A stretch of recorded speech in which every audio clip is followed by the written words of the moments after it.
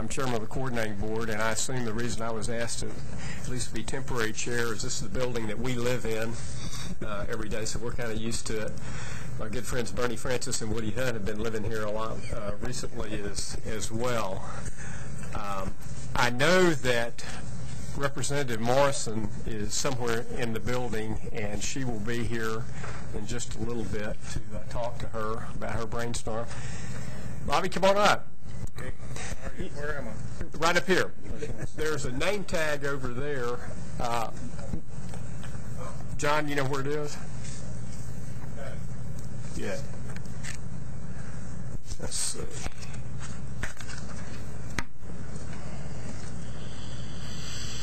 We're making progress. Morning. How you doing, Bobby? Anyway, Jeannie will be here in a minute. Now we're making real serious progress. Morning, Kern.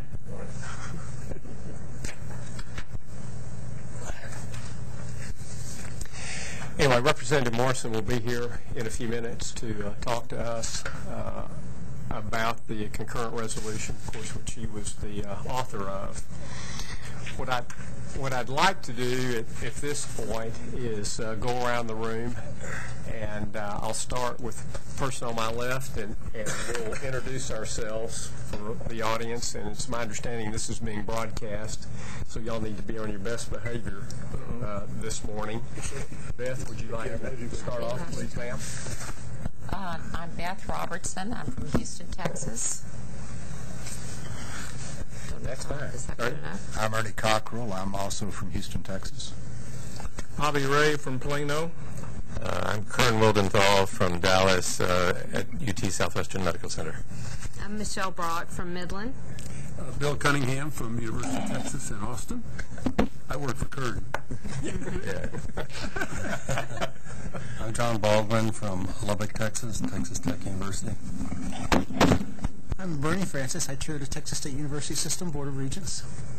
Woody Hunt from El Paso. Thank you all very much. Welcome this morning. We appreciate everybody being here. By the way, I'm from Carrollton, Texas, for the record. That's some of the time, Bernie? Some of the time. Yeah, I understand.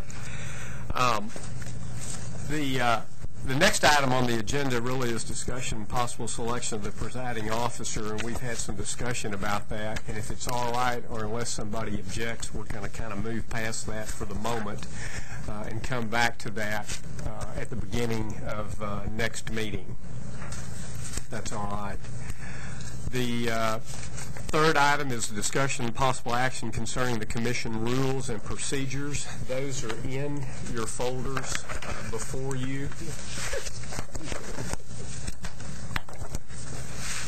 What I would suggest to everyone, I'm not going to read these this morning, but if you'll please look them over, any suggestions or thoughts that you might have, you can certainly get them to myself or Wayne Roberts or John in the interim before the next meeting, which, by the way, may be the biggest challenge that we have of all, is to figure out a time that we can meet. But if you have any questions about this or suggestions, please let one of us know, and we will certainly talk about that during the next our next meeting. We're kind of kidding around, but as we deal with the quorum issue, a couple of things.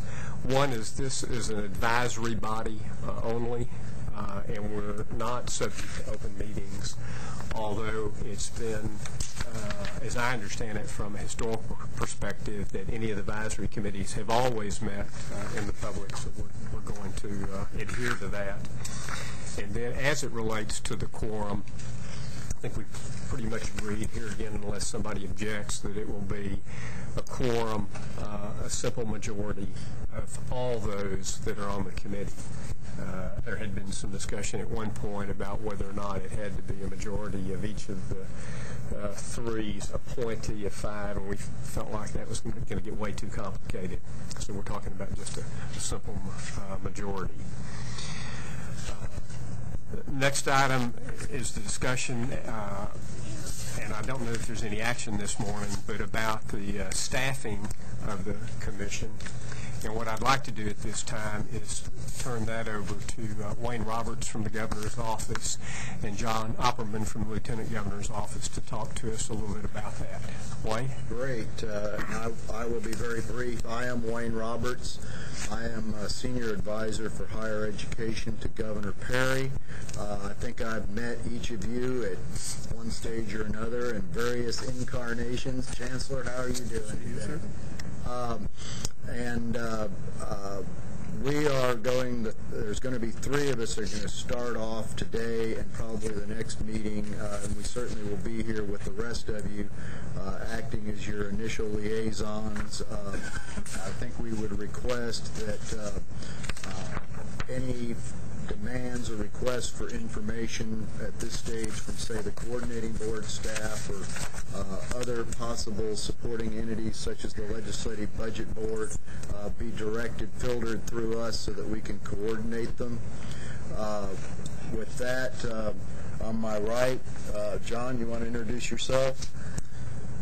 I'm John Opperman with the Lieutenant Governor's Office, and I'll be the liaison with the Lieutenant Governor's Office. We'll be working together. The three of us have been going through this for the last several weeks anyway in preparation for the commission, and we'll continue to operate in that kind of a capacity. So don't think of it as being communicating with separate offices with different ideas or anything, because we'll be talking among ourselves all the time. In addition to the coordinating board staff, we'll also have staff at the legislature, the Legislative Budget Board, that will be able to help us out. They have a higher education team that can specifically help us with some analysis if we need that at some point in time. So there will be plenty of staff help along the way. And, of course, also with us this morning, he's joined us Harrison Keller from the Speaker's Office. Morning, Harrison. Good morning. Good morning. Just to reiterate what John said, the offices are working very closely together on the vision behind the commission, the support role for the different staff offices. We're all poised to help on both sides. I'd also like to take this opportunity to introduce Justin Yancey, who's with the Governor's Business Council, of which I think the main impetus for this commission came from a report from them, and Justin will be involved in the staffing of the commission as well. Mr. Chairman? Thank you, Wayne. What I'd like to do at this time now is introduce Representative Jeannie Morrison, who was the author of the concurrent resolution, whose idea this was to start with. Jeannie, we really appreciate you being here this morning and love for you to share some of your thoughts and ideas. Sure, thank you. It's wonderful to be here this morning and look forward to working with you, and the Governor's Business Council, of course, brought this idea forward, and very interested in hearing what you have to say about higher education and helping us to plan for the future and put together the plan that we need. We definitely need a plan, and we have a lot of ideas, and I know you have a lot of ideas, and to put all those together is very important. We know how very critical higher education is now, more so than it's ever been, and we need to put that game plan together and have that map and know where we're going and where we're headed, so that when it's time for the legislature, we have a plan together. So I look very forward to working with all of you. And thank you all for agreeing to serve. You all have done so much, and ask again to help, and I look forward to working with each and every one of you. Thank you very much. What I'm going to do now is go to the charge itself and talk about really some of the key points. I promise I won't read all the whereas, but I think it's important to kind of focus on that for a minute and then get some thoughts and ideas from the members of kind of where we head on this. If you'll go to page 3 of the concurrent resolution, really the meat of it starts where it talks about us, the creation of the Select Commission on Higher Education and Global Competitiveness to draft a Texas Compact that reflects a long-term vision and step-by-step plan to attain the following goals by 2020.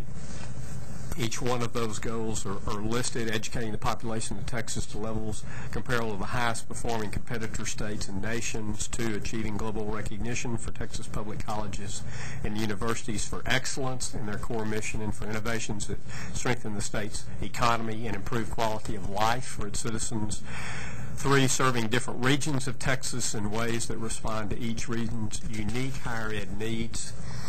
And then it goes on to talk about the Commission should examine the following issues related to global competitiveness and educational attainment: 1, current trends in educational attainment in Texas and competitor states and nations and the potential impact of those trends on the state's long-term economic competitiveness and quality of life; 2, objectives and accountability measures related to state's educational attainment goals, including performance benchmarks comparing the best performing programs in Texas with the best performing programs in competitor states and nations.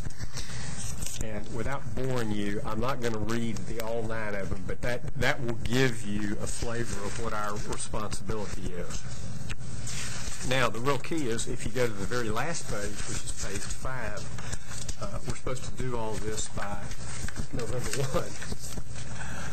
Which I think is going to be somewhat of a challenge.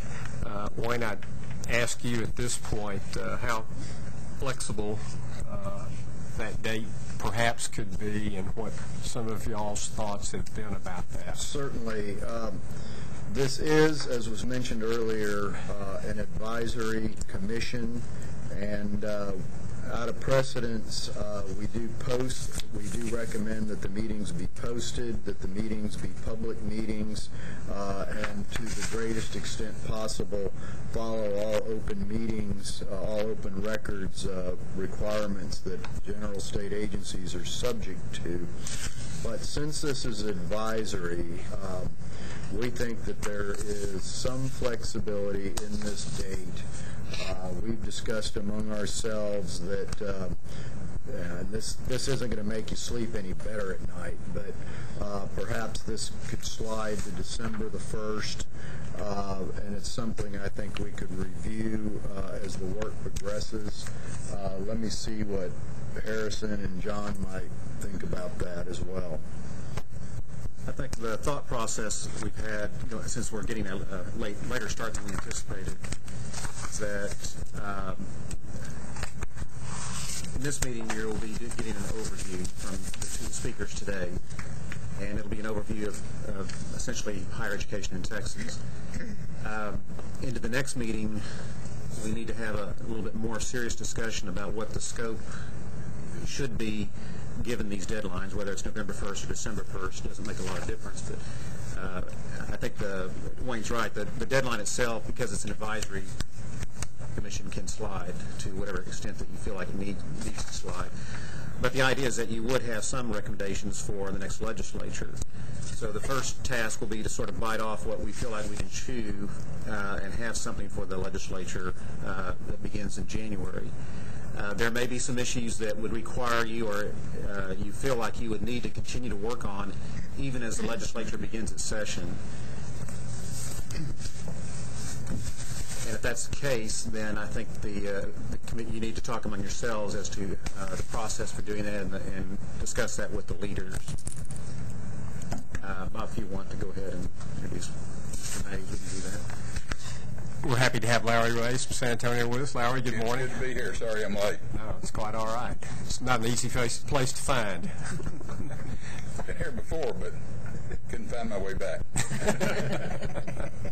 Well, welcome. We're happy to have you.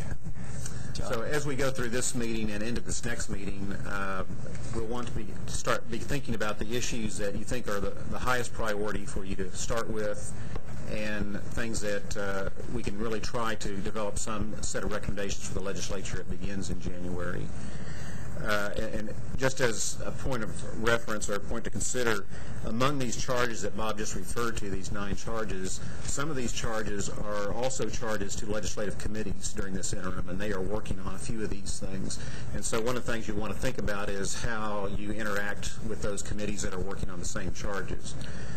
But the primary thing is, again, to set some initial priorities to focus on And then if you feel like that the work of this commission really needs to go beyond the November 1st date or December 1st date, whatever the reporting date is going to be, then I think there's some conversations we can have with leadership on how we can go about doing that.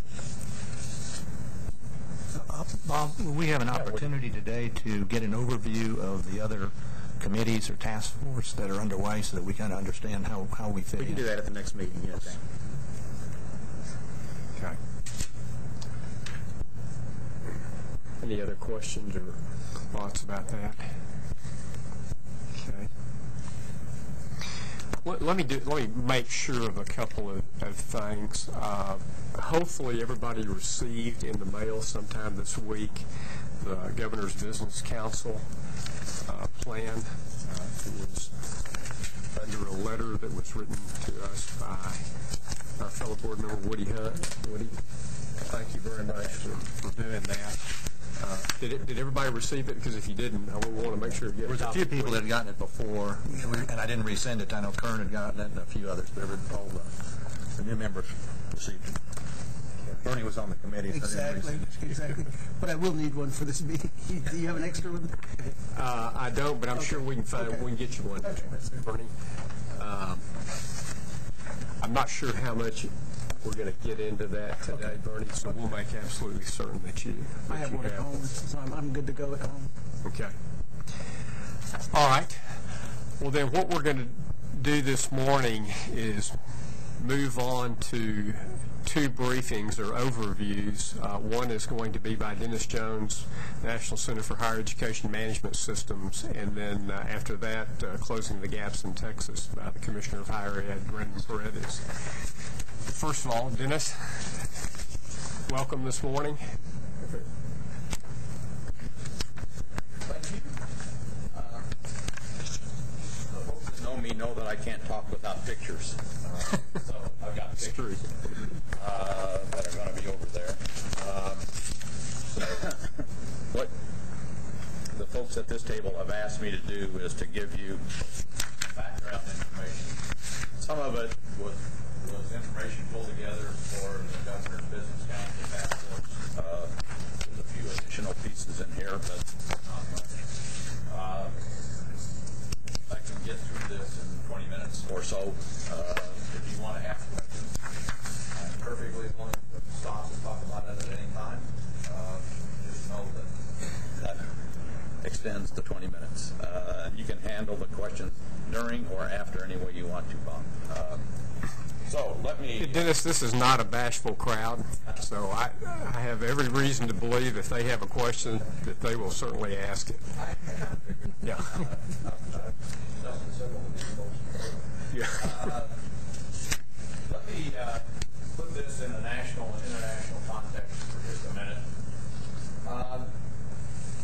Point is that now the United States is 10th in the world as far as the proportion of its young adults, and by young adults I mean 25 to 34-year-olds, that are educated to the level of an associate degree or higher. 3 years ago we were 8th. Spain and France have since run by us. And some of the folks that look at this will say at the current rate of progress, the United States stands to be about 17th in another decade, unless the United States changes how it performs.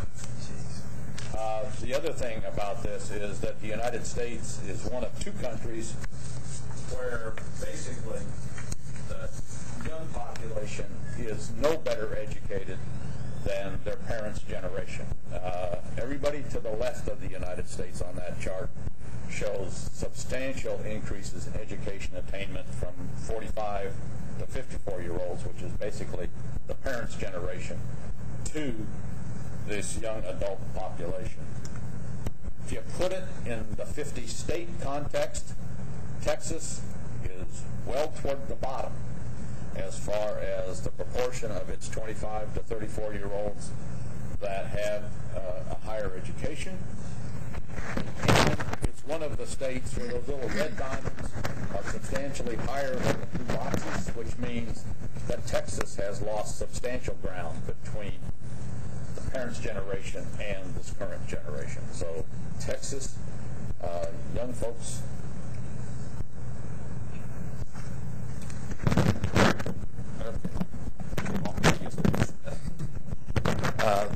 Texas young folks are substantially less well educated than their parents' generation.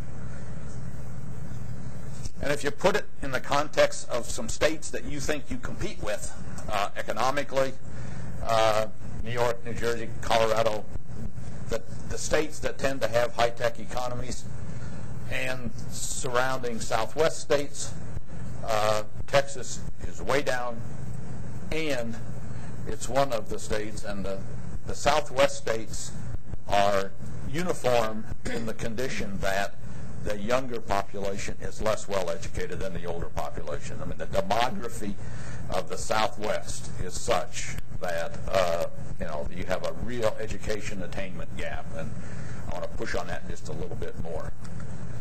If you look at it decade to decade, one of the realities is the United States still has the best educated population in the world, but it's only because us old guys got educated.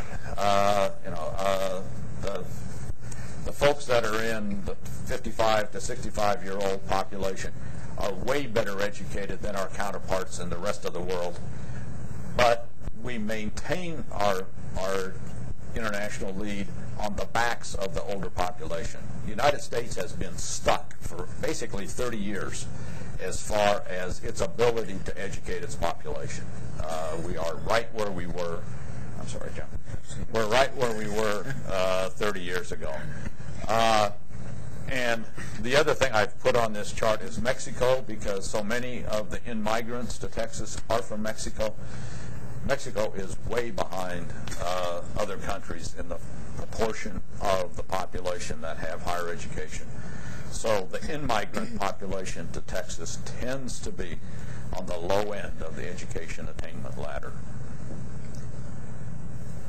And the United States not only is not educating to degree levels, but if you take a look at whatever data we can get about what have students learned and compare that internationally, and the only ones we can really get are in high school level. These are 15-year-olds. The United States is way down the international comparisons as far as what students know, what they've learned when they come to college.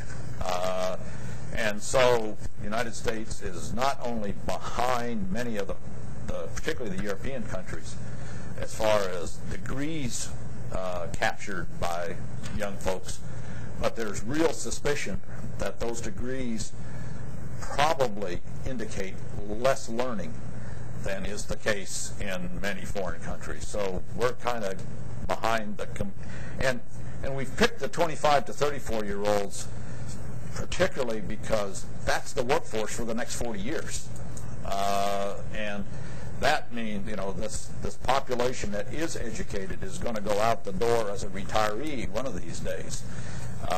And what comes behind is not as well educated as the folks leaving the workforce.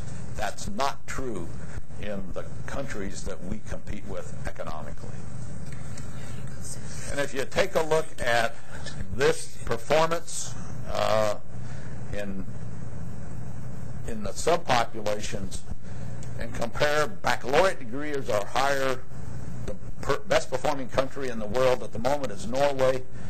Only Anglo females and Asian Americans come close to competing with Norway as far as the proportion of the population that has a degree. Particularly notable on there are those bars that are green. That's the Latino Hispanic population, and one of the things you'll see in a minute, and that's where all the growth in Texas is. So you're starting way behind the curve with this population. The right-hand set of bars is associate degrees and higher, and the Anglos on that population don't come close to Canada, which is the population in the world that is the highest. The United States as a whole is less than 3/4 of the Canadian degree attainment, about 80% of baccalaureate on Norway. So the bottom line in all of this is that, and some of us are working pretty hard to try to wake the world up that that we're falling behind, and we're falling as a country falling behind in ways that are going to rebound to our detriment here. The United States, as I said, was 10th. Texas, amongst the large states, is one of the few, in fact, it may be the only one, that recognizes the challenges and has explicitly put it out there, and Raymond will talk about closing the gap when I get done. But it's, if I look at California, I look at New York, look at Florida, the other high population states, none of them have an initiative that looks like closing the gap. So, in that regard, Texas is ahead of the game. But we've got a set of issues to deal with. And Steve Murdoch, who you all know, the issue is, if the state of Texas, if the United States continues to educate the changing population that it's got to the same levels that population now attains, we're going to have a substantially decreased per capita income in this state and in this country. And Texas historically has been behind the U.S. average in per capita income, about 5% or 6% below. But if you play it out till 2020 with business as usual as far as who gets degrees and etc., Texas's per capita income will drop $1,000 over this period of time. The United States per capita income will drop $400 or $500 in this period of time. Even the best performing state in the United States will drop $1,000 over this period of time. So, and this is that state? What state is that? Just I think it's New Jersey, Bill. The demographic content. We've used the regions that the coordinating board uses and carved the world up according to these.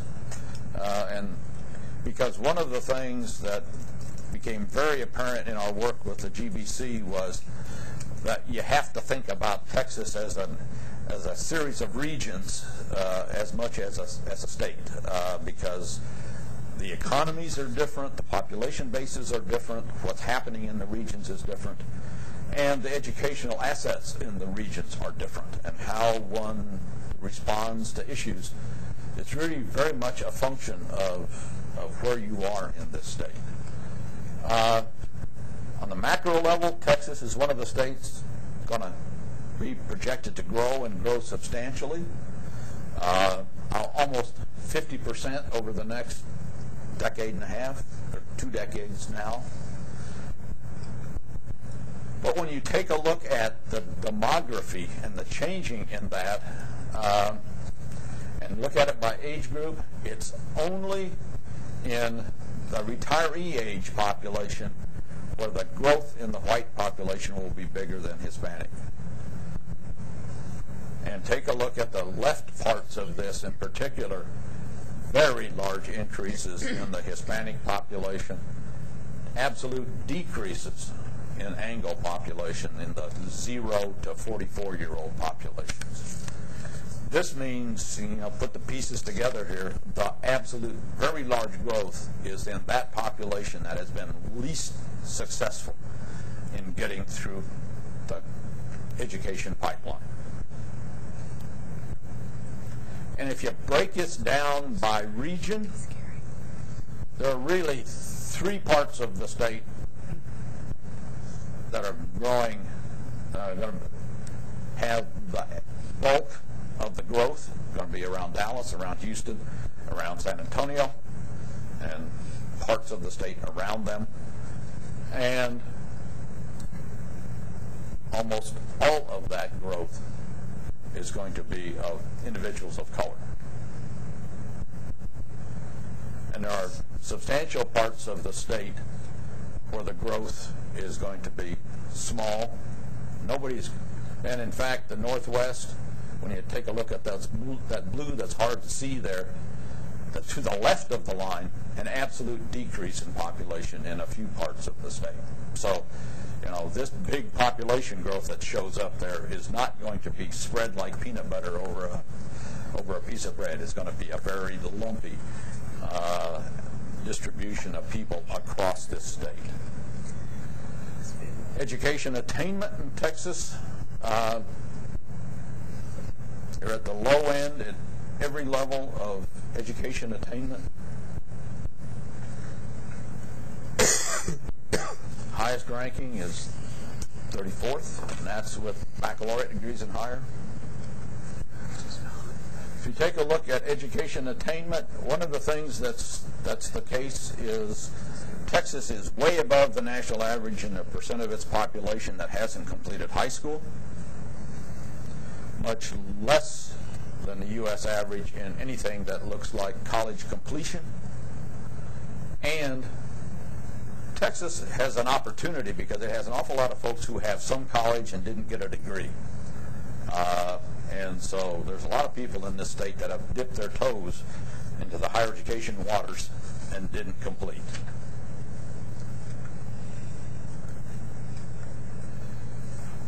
Well down the U.S. average as far as baccalaureate degrees are higher.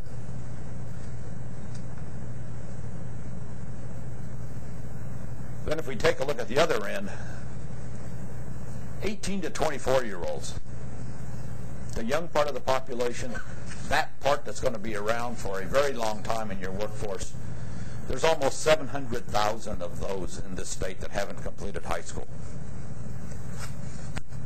And because the big numbers are in Dallas, Houston, and San Antonio, the same thing is true of this number. That's where they are. Texas, for years, has imported talent. It imports at all ages and at all levels of education.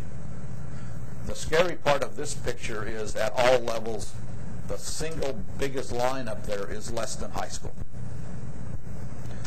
So you're not only importing talent, you're importing folks that have educational and other deficits. So in some ways, you're not importing yourself to success.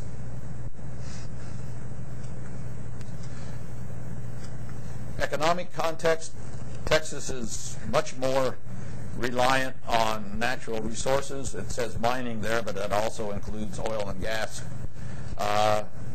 Decreasing rapidly as far as your dependence on manufacturing, increasing fairly rapidly your dependence on finance and services, shifting to a different economy.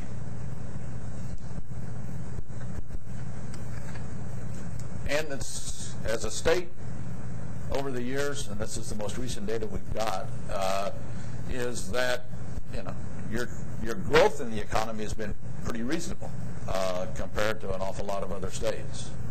Particularly those on the right over there, the Rust Belt states have shown very little growth over this period of time. And, you're above the average on how much of your employment is in what folks would label as high-tech establishments. Not way at the high end, but not at the low end by any means either. Texas workforce participation is below the national average. So there's a fair amount of the, if you really needed a workforce, there's more room to grow a workforce in Texas than there is in many other states. But this population, and the reason I focused on this population that hadn't completed high school, you say, what's that got to do with higher ed? Well, if you think about higher ed and say it's really about education of adults, if you make the cut that says this is not based on level of education that's being provided, but the audience to which it's being directed, youth versus adults, then the whole question about how Texas deals with education adults is something I would argue is legitimate conversation for a task force that is dealing with, not, if you don't want to define it as higher education, then you have to define it as global competitiveness, because I don't think anybody will argue that less than a high school education in this day and age prepares you for a 21st century economy. The other reality is everybody knows, has seen the data over and over again, that the more education you get, the better income you are likely to have. The thing that the data don't show is the more education you have, the more likely you are to have a job at all. And in Texas, 43% of the folks who haven't completed high school are not in the workforce.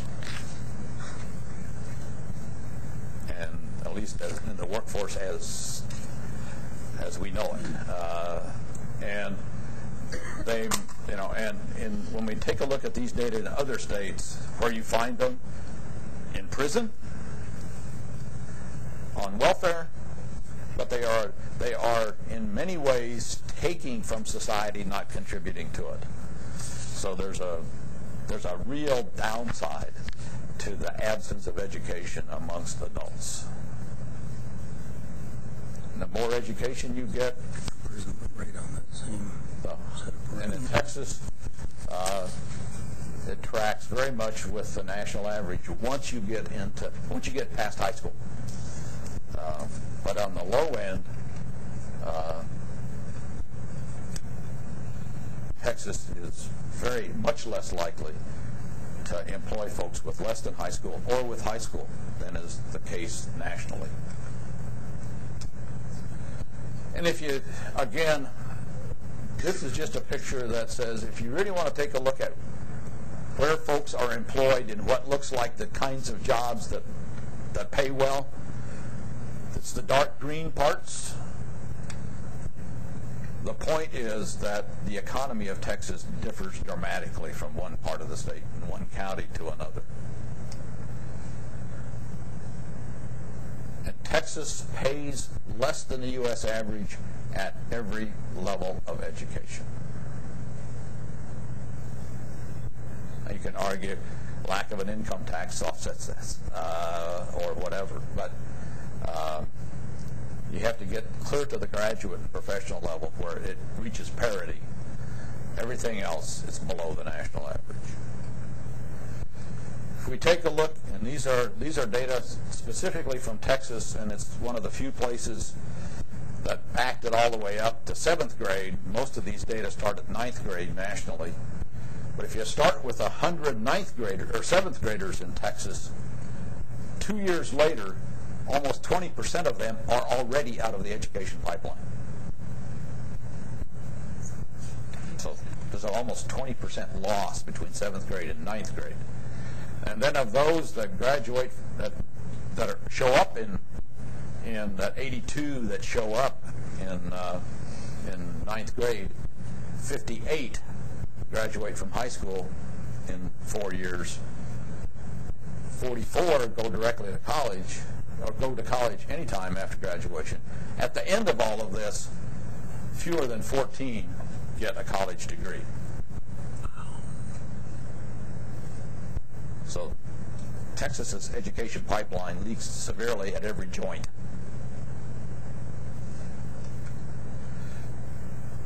And if you take a look at it by race, whites much ahead of either African Americans or Hispanics at every. Students of color are much likely to fall out of the system than their white counterparts. And it's true at every level. College-going rates, you put it in a national context, recent high school graduates that go directly out of high school to college, Texas is below the national average by 4 points or so.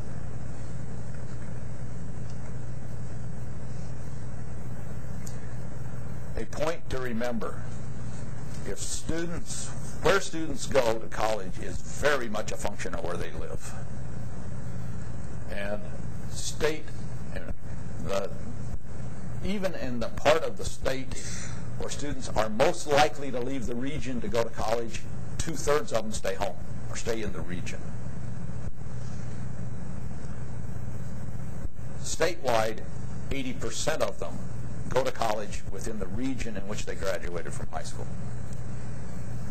And in, up in the Lubbock and El Paso areas, it's 95% go to college within the region in which they went to high school.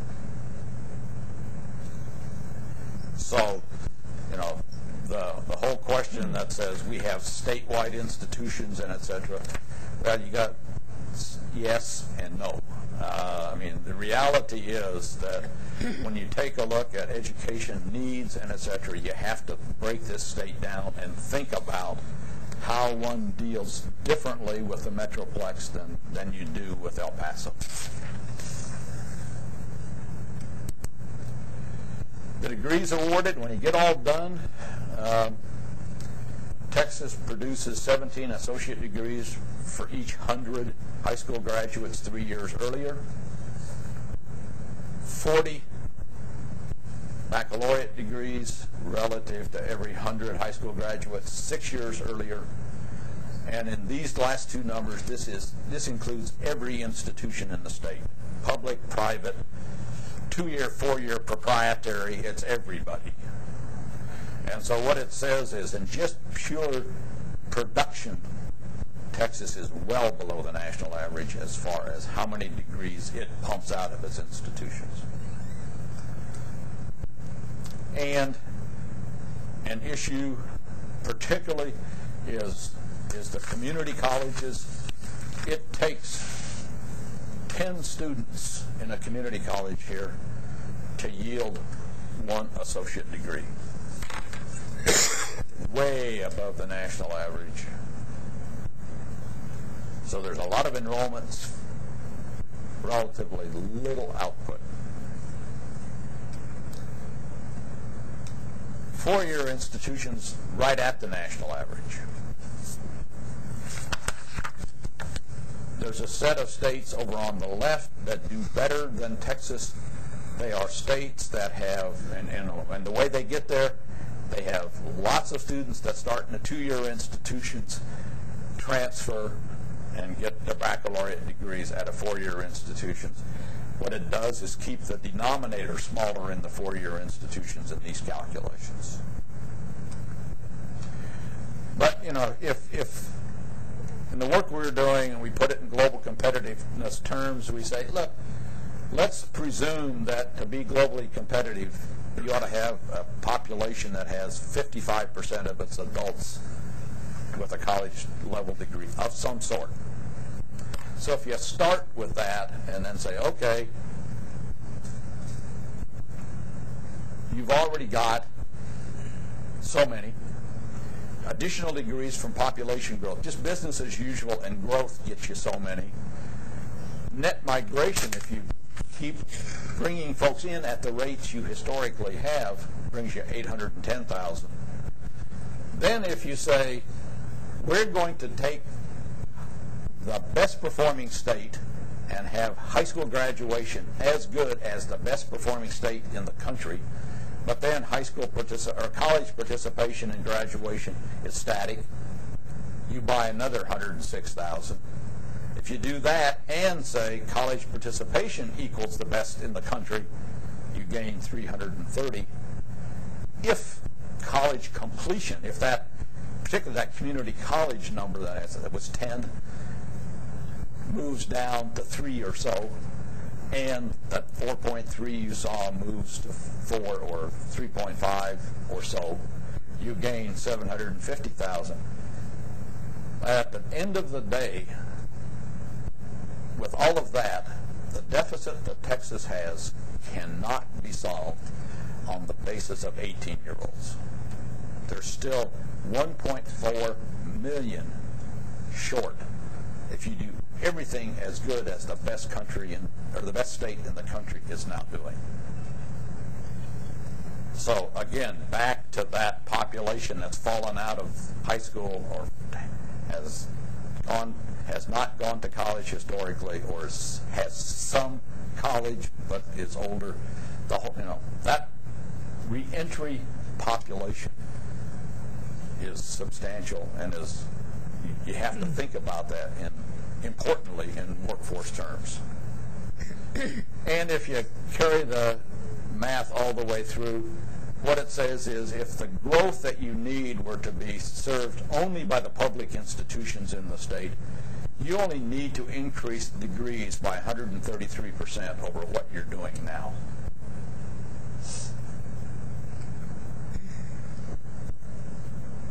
And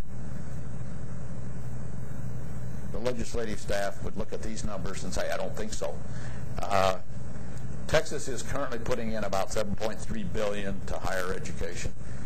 You'd have to increase that by 85%. Or if the state funding stayed constant and students picked it all up, at the 4-year level, you'd have to increase it almost 100%. At the 2-year level, you have to increase it by 200% to pay the bill. Those numbers seem higher to me even than I would expect. I mean, it almost assumes there's no economies of scale. And these are straight line. Well, I'm just saying, if we didn't you say we needed to increase it by 30%? Did I miss that? No. I mean, what? I'm sorry. The production didn't you? Was 100. It's 130%. More than what we're doing. More than what you're doing now. It's more than double. I see. Okay, so there are assumptions of improvement. No, I missed the 130. Yeah, it's 130. Just a little bit. You know, we've got a lot more on this. I don't want to beat you to death with it, but the United States is about 5th in the world as far as how much of its GDP goes into R&D. You hear the arguments about STEM every day. The United States produces fewer science, math, engineering degrees than many of the countries we now worry about. And, you know, when you think about China, it's not only a high percentage, it's a high percentage of a very big number. And even if you discount and say, well, their degrees aren't as good as ours, and et cetera, et cetera, et cetera, it's still a very large number. Academic R&D as a part of gross state product, slightly behind the U.S. average here. So I mean, one of the things that came out of the GBC report was an emphasis on research being world competitiveness as well. So it's not just about teaching undergraduates. There's another piece of higher education that has to be attended to. And finally, some financial reality. Texas has a tax capacity, has a wealth base slightly below the average of the U.S. But it taxes that wealth well below the average of the U.S. Texas, by this measure, in spite of what folks think, is a low-tax state. And if you take a look at this in the 50-state context, Texas is one of those states on the lower left down there that is both low capacity and low tax effort. It keeps company with South Dakota, Tennessee, Alabama, South Dakota, Iowa, Indiana, Georgia, Missouri, Oregon.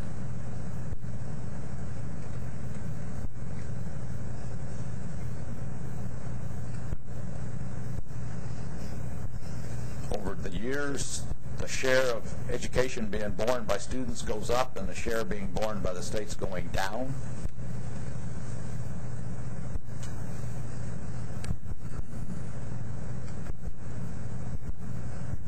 We had this work done 3 years ago. We're trying to get it redone. But 3 years ago, when we took a look at it, every one of the 50 states had a structural deficit in its budget. And Texas was on the high end of that. Much of it driven by Medicaid.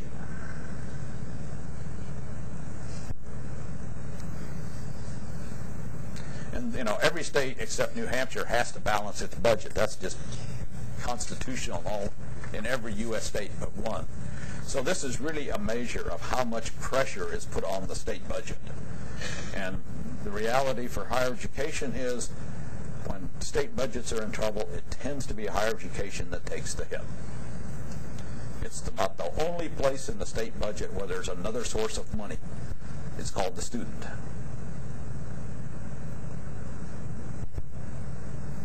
Those of us in the business call higher education the balance wheel of state budgets, because it is the device, when it tends to be in the state budget context, the last dollar in.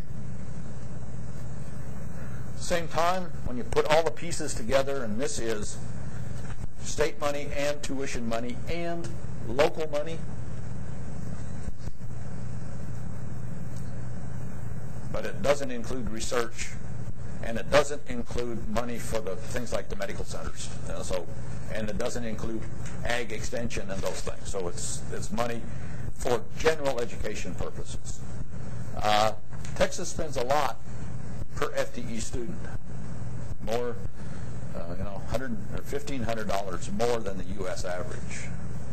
So there's, relative to the size of the student bodies and et cetera, Texas spends a lot of money.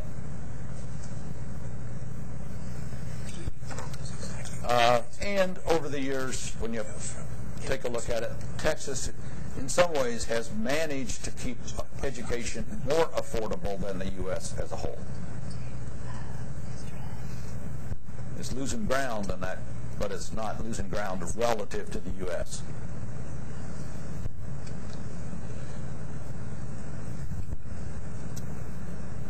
And Texas student, it's reflected in the fact that Texas students borrow somewhat less than the national average. But, my bottom line on this is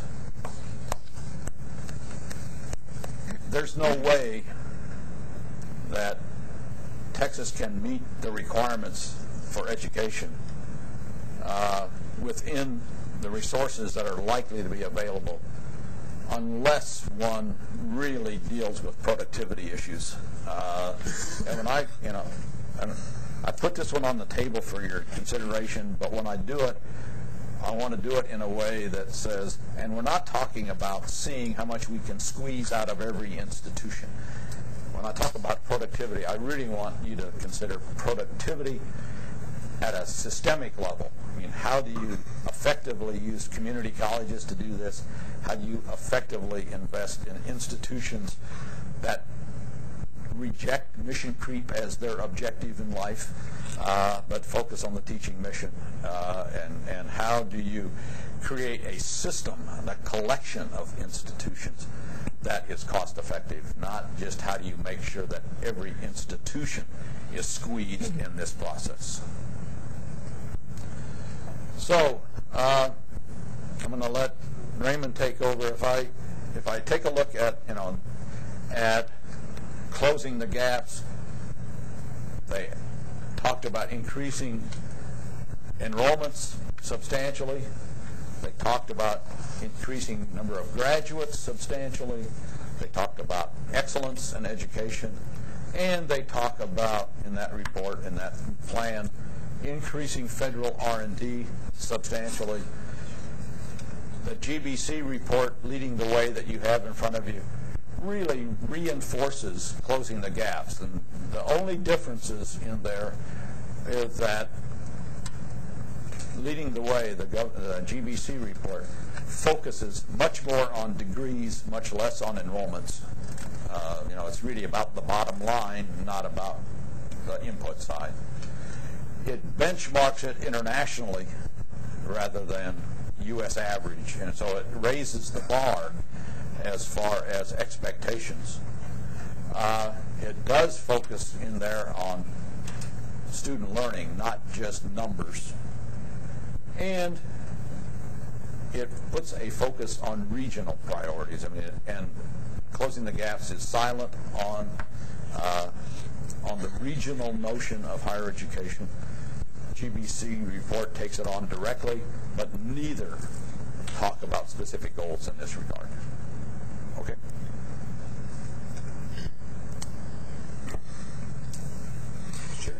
Yes, sir. Just a couple of real quick questions. Going back to the numbers again, I understand the 130%, the way you've gotten those, but it really doesn't take into consideration any economies of scale. Is that correct, in the sense that you're just using a linear relationship between the number of students and the dollars? Because surely there are economies of scale in higher education in terms of production of institutions and everything else. I just want to make sure I'm not trying to argue with your numbers, but that is correct. There are economies of scale to a point. In higher education, though, what tends to happen when you get past, let's say, in a regional teaching institution, once you get past 10,000 students or thereabouts, the dollars per FTE student numbers tend to go flat. And what happens is that the cost of complexity tends to go up with size.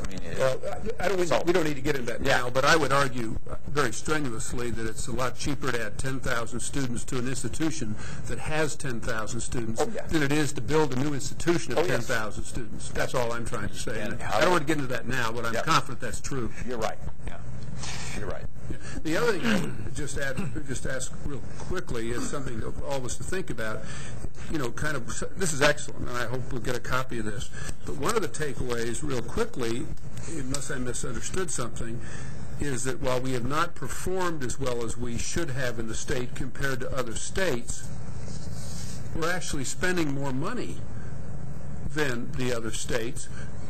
Then, certainly average to average. And so there is a question, why are we not kind of getting the bang for our buck? Are we facing other problems in this state that maybe some other states don't have? Just something for us to think about as we go forward, because there's a story there somewhere. Yeah. And, and part of it, not all of it, but part of it, lies in the extent to which the community colleges are disconnected from this. Well, as I say, there's a story here somewhere, and I think we need to understand that. I will address part of that. Dennis, can you make this available to the... It's on this machine, and yes, the answer is yes. Very, very good. Let me ask a question that kind of ties into Williams that I wrote down as you went along, but assuming that our relative, somewhat unique immigrant challenge stays level or goes up, I was just wondering if we can ever catch up. That is a pretty unique challenge. Yeah. Has anybody looked at it that way? It's a unique. Well, it's a challenge. It's not a totally unique challenge. Arizona is facing it. California is facing it. There are lots of other states that aren't, but other states are. And the reality is that you can't use it as an excuse because the international world isn't going to cut you any slack on the basis of the nature of your population when it comes to workforce competitiveness. So the real question is, can you find strategies that will create success where you historically haven't had it? I think that's the real challenge facing a series of states. Sure. And are there benchmarks that we can use to jumpstart the process? Has anyone conquered the challenge? Not completely, but and at the K-12 level, our organization did some work in El Paso, and one of the things, if you take a look at, El Paso in some ways is what much of the rest of Texas is becoming. It's got a 10 or 15 year jump start on demography, and there are, I think, hints at least that say at the high school level they're ahead of the game because of things like the collaborative and some real strong focuses working between high school and K-12 and getting a set of students prepared to come to college and et cetera. So, I think that there are strategies that in fact work. Have they solved it all? No. Is there a silver bullet? No. But you know, it's not that we are clueless as to what can be done. May I ask one question? You know, of course, I think all of us around the table have been looking at these figures, particularly those of us that live in Houston, because our Hispanic population is probably larger than that of El Paso. I mean, we're already there. I mean, the numbers are way... Not percentage-wise, but the numbers. The numbers are definitely there. But has anyone in all of these figures, I have never seen, and one of the things that we've done is import, as you say, so much of our higher ed and our science and math expertise has come from other places. Do we have figures that show that over time so that we know how many people we've imported? I mean, again, and the place I'm coming from is I think that the whole country has made a terrible mistake and made it harder for foreigners to come over. I wonder how many graduate degrees we had in science and engineering and chemistry and everything over the last, even in the 60s and the 70s, if we're really seeing a tremendous, if this is a drop in 2008 and we're lower, and then in the 1970 there were many, many more percentage-wise higher level type degrees. I just wonder if you have those percentages or that. Not in my research. head, I sure don't, and I don't think that we've ever really looked at exactly that number. One of the things we do have readily to hand is the proportion of state residents with degrees that were born in the state, and in Texas, you know, that number is way less than half for both associate and baccalaureate. I was just trying to see if this has been an ongoing problem that we really had in the 70s and we really didn't have to worry about because we were importing them, and now we're not importing so much. Well, you know, and the economy in the 70s also demanded a smaller proportion of folks with degrees than it does now. I mean, the other states that I'm working with, and I'll use Arizona as a state that has some of the same problems you do. Policymakers in that state are really worried about, and Colorado is the same. Both of those states really worried about their ability to continue to import at the rates that they have, even from other parts of the United States, because many of their imports came from places like Indiana and Purdue and some of those kinds of states and institutions. You take a look at Ohio, Indiana, et cetera, their population demographic is such that an awful lot of educated folks are about to retire. There are going to be jobs for those graduates at home that there weren't a decade ago. And, if Grandpa and Grandma have anything to say about it, the grandkids will stay closer to home than they historically have. So the question of, will the flow of, forget the importing from other countries, but will the importing from other states be as possible? I meant from all over. So. And the other, and one of the things that these migration data don't show is how many folks that are educated that leave the United States. And we know that many more folks who are getting educations here from India, China, and et cetera, aren't staying anymore. They're going home. They're going back to economies that pay them very well relative to cost of living. And they got a better deal in Bangalore than they do in Silicon Valley as far as what they can get with their education. So even if we can educate them here, the question of can we hold on to them here, I think is diminishing, and it makes it even a bigger problem. Dennis, thank you. We appreciate the overview. Thanks for the invitation. And as long as you'll make that available to everybody, we would appreciate it. You got it. Okay. Mr. Chairman? Yes, sir. Just by way of background, because some of the members are not aware of this, Dennis was retained by the Governor's Business Council to work on their report, along with Haynes McGinnis, his colleague. And the Governor's Business Council, primarily through the help of Mr. Hunt, have agreed to retain them to help the Commission as well. And so throughout this process, Dennis and Ames will probably, at least one of them will be at each of our meetings and will be very helpful to us in going through all this. Thank you very much. Thank you, Woody. Thank you, Woody. Appreciate it. Next, we're going to have an overview on closing the gaps from the Commissioner of Higher Ed, Raymond Paredes. Morning, Commissioner. Good morning. I would like to, well, let me back up. I think my presentation will complement Dennis's very nicely. I would like to give you a two-part presentation.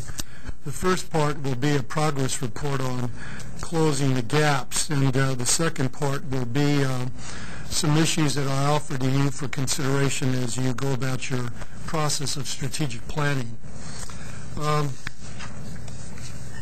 You'll see on that on page 3, the slide that's on the screen now, that closing the gaps had 4 components. It had a component related to participation, simply increasing the number of students enrolled in higher education.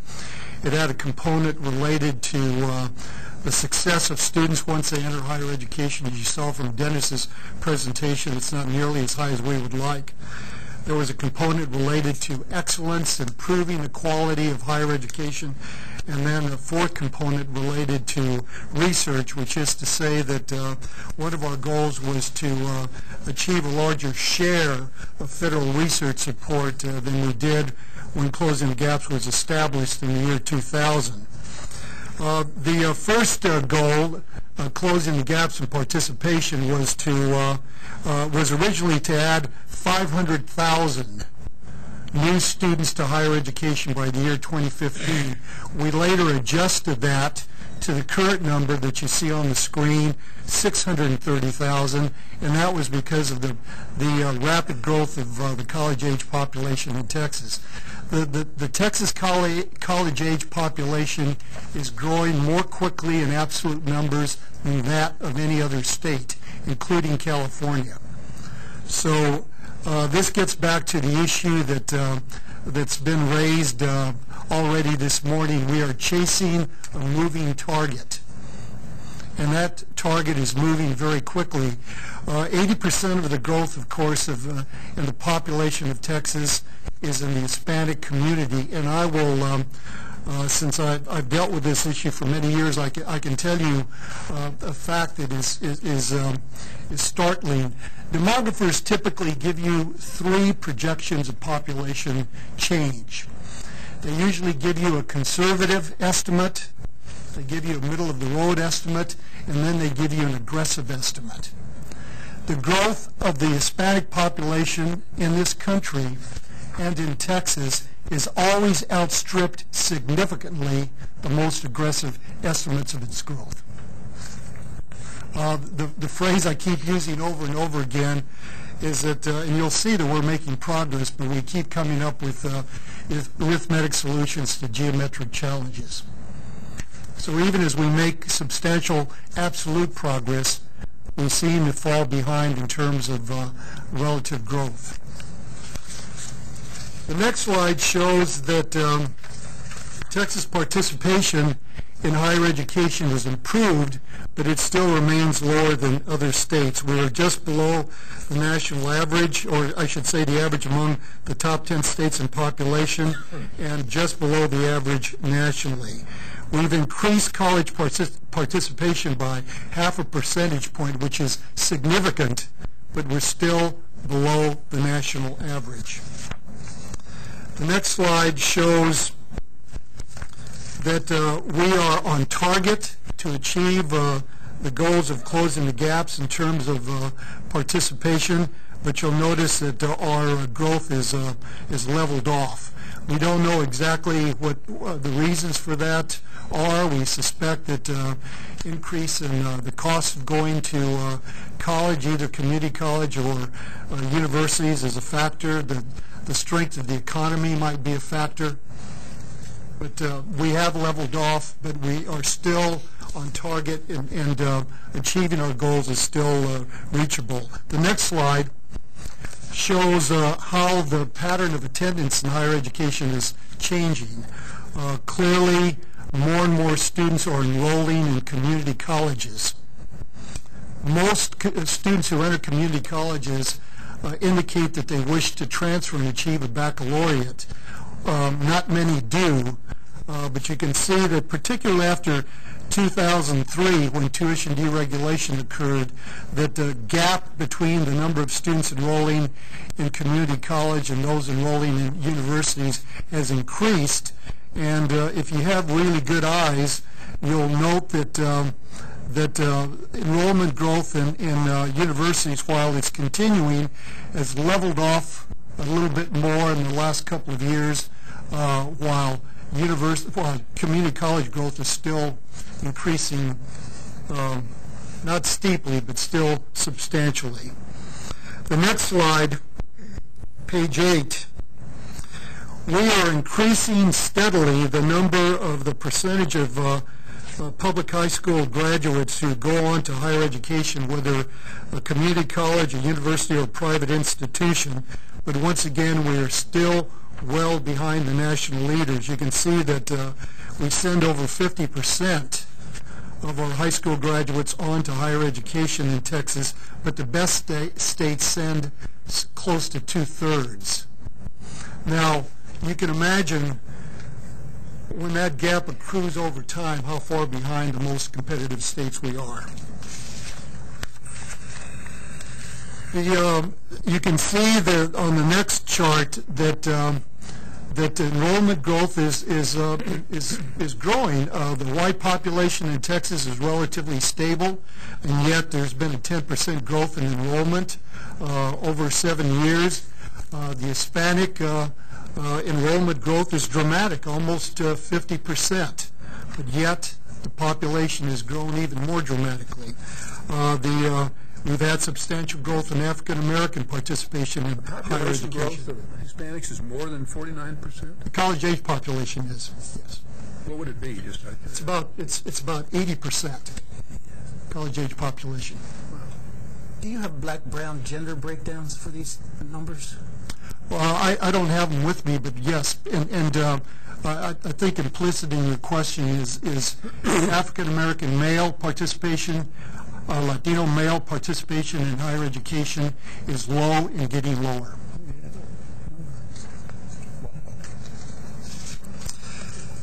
If we look at our goals related to success, our original goal was to award 210 more degrees. And this is undergraduate degrees of all types, baccalaureates, AAs, certificates. I'd like to, before I talk about this slide, I want to say something which to me is profoundly troubling. We have ever since this board, the Higher Education Coordinating Board, established its college readiness standards. I'm sure many of you have noticed this. We have gotten a tremendous pushback from people who have been arguing that we do not need more baccalaureates. What we need are more students that are trained in career and technical education. And there was an article in the Dallas Morning News, a column about 3 weeks ago that was called The College Hoax, and it claimed that the vast number of jobs that we will need in Texas don't require a baccalaureate degree. The simple truth is, and I hope that this commission will comment on this issue, we need growth in all areas. It is absolutely true that we need more welders.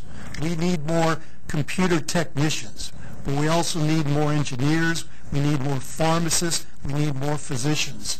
So we shouldn't get bogged down in an either-or argument whether we should focus on career certificates in community colleges or in high school, or we should focus on baccalaureates and advanced degrees. We need to make progress, as Dennis's presentation showed very clearly, across the board.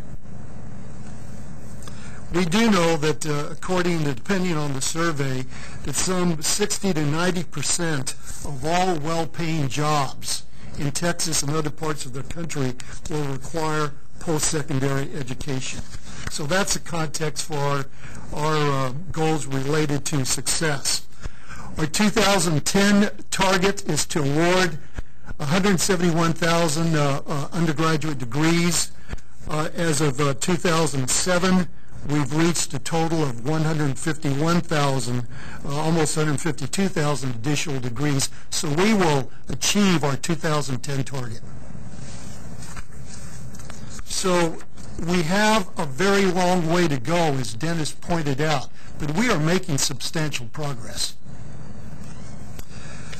The next slide shows the increase in awards by ethnic group, and you see once again that we've had substantial increases for African Americans and particularly for Hispanics.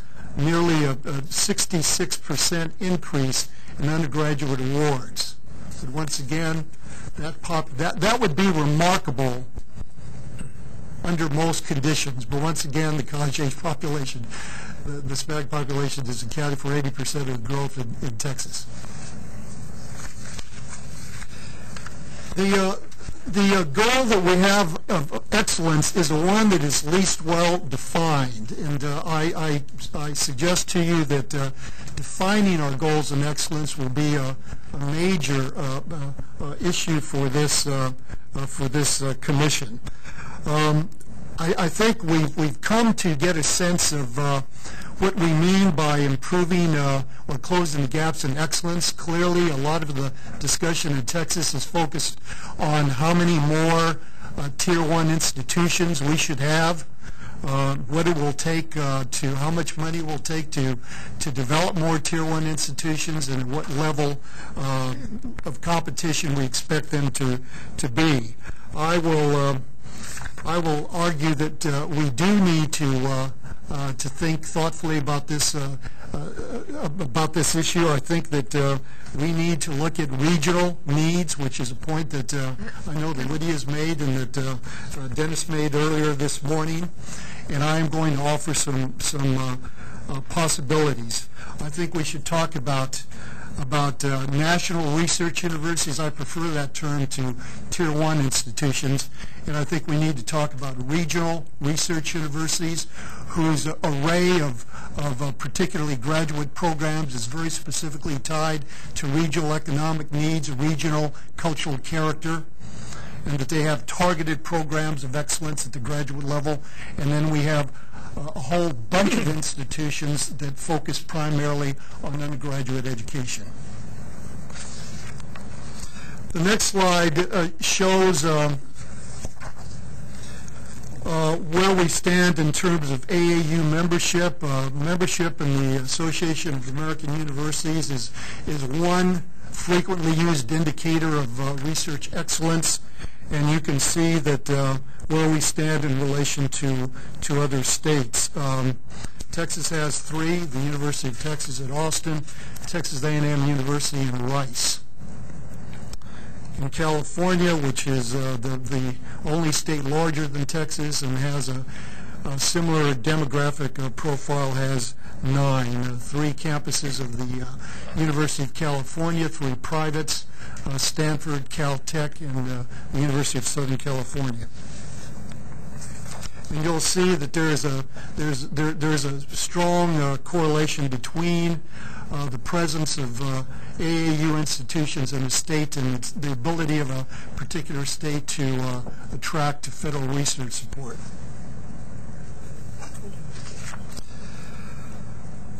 This next slide, we use this slide, and sometimes people misunderstand the point. This next slide shows by simply one indicator. And nobody would argue that this indicator is definitive, but this is simply one indicator of the competitive stature of certain institutions. Membership in the National Academies, a distinction that is usually given to the most distinguished researchers in these 3 critical areas of science, engineering, and medicine. And these are 2007 data. We haven't updated the slide, but I can tell you we've looked at the data for 2008, and the gap is increased rather than decreased. The University of California at Berkeley, which is often described as the best public university in the country, has more members of these national academies than all the institutions in Texas put together.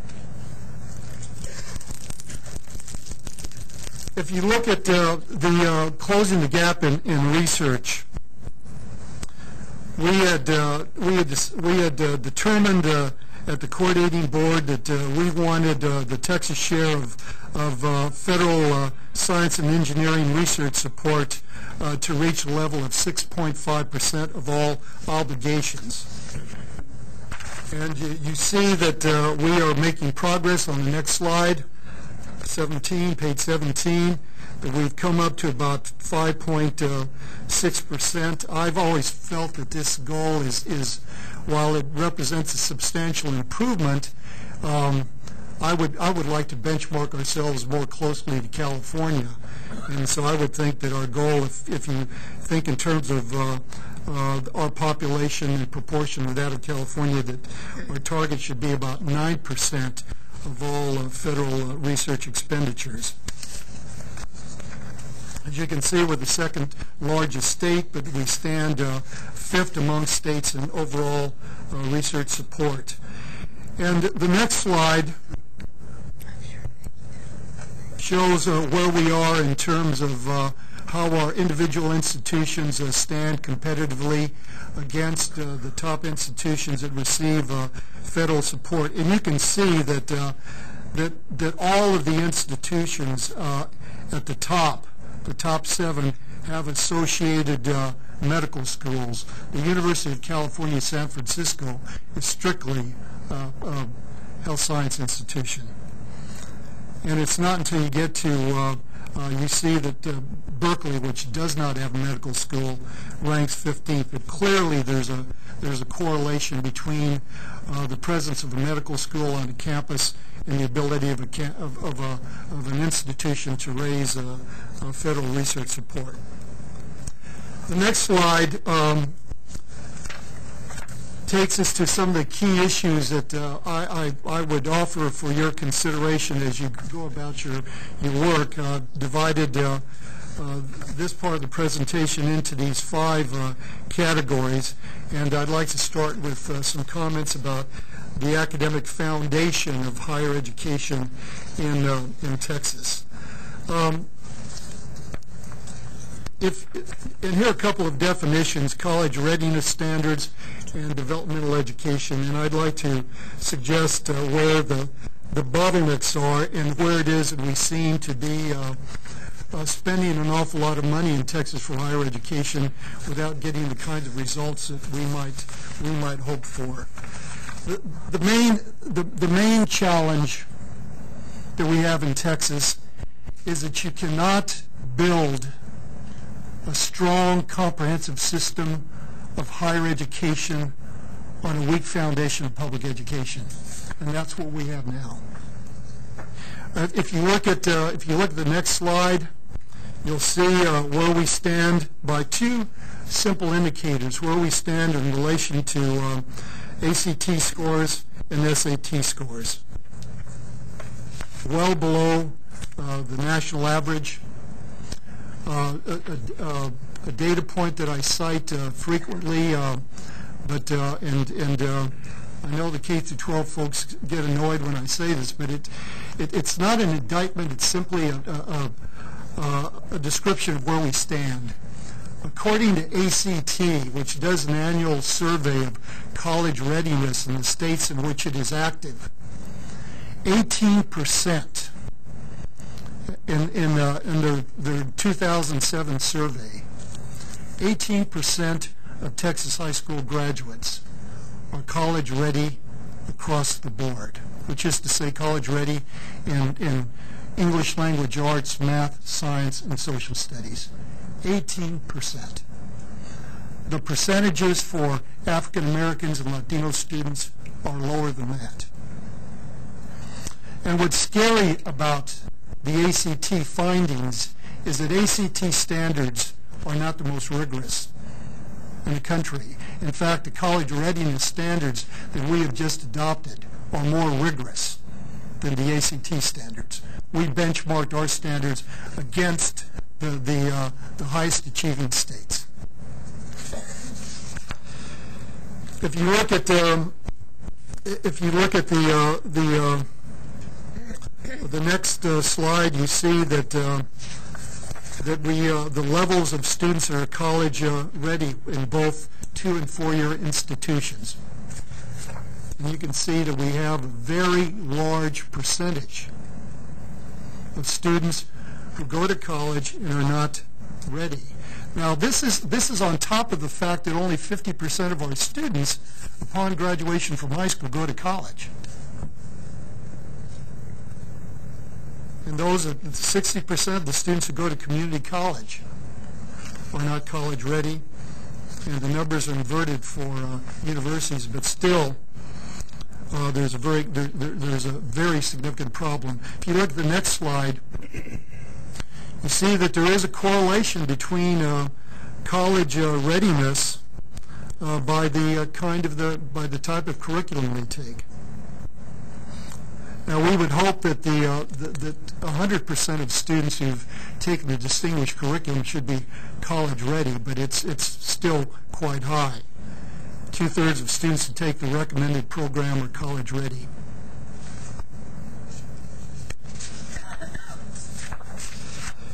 It's very clear that if you look at the next category, that you cannot separate what happens in higher education from what happens in K through 12.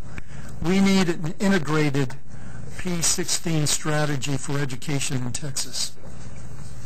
And we've gone well beyond the point in higher education where we can shake our collective finger at the K through 12 sector and say you have to do a better job. We need to work together to improve educational attainment throughout the academic pipeline. We need to do a better job in higher education of preparing teachers. We need to attract more of our brightest students into the teaching profession, and we're not doing that right now.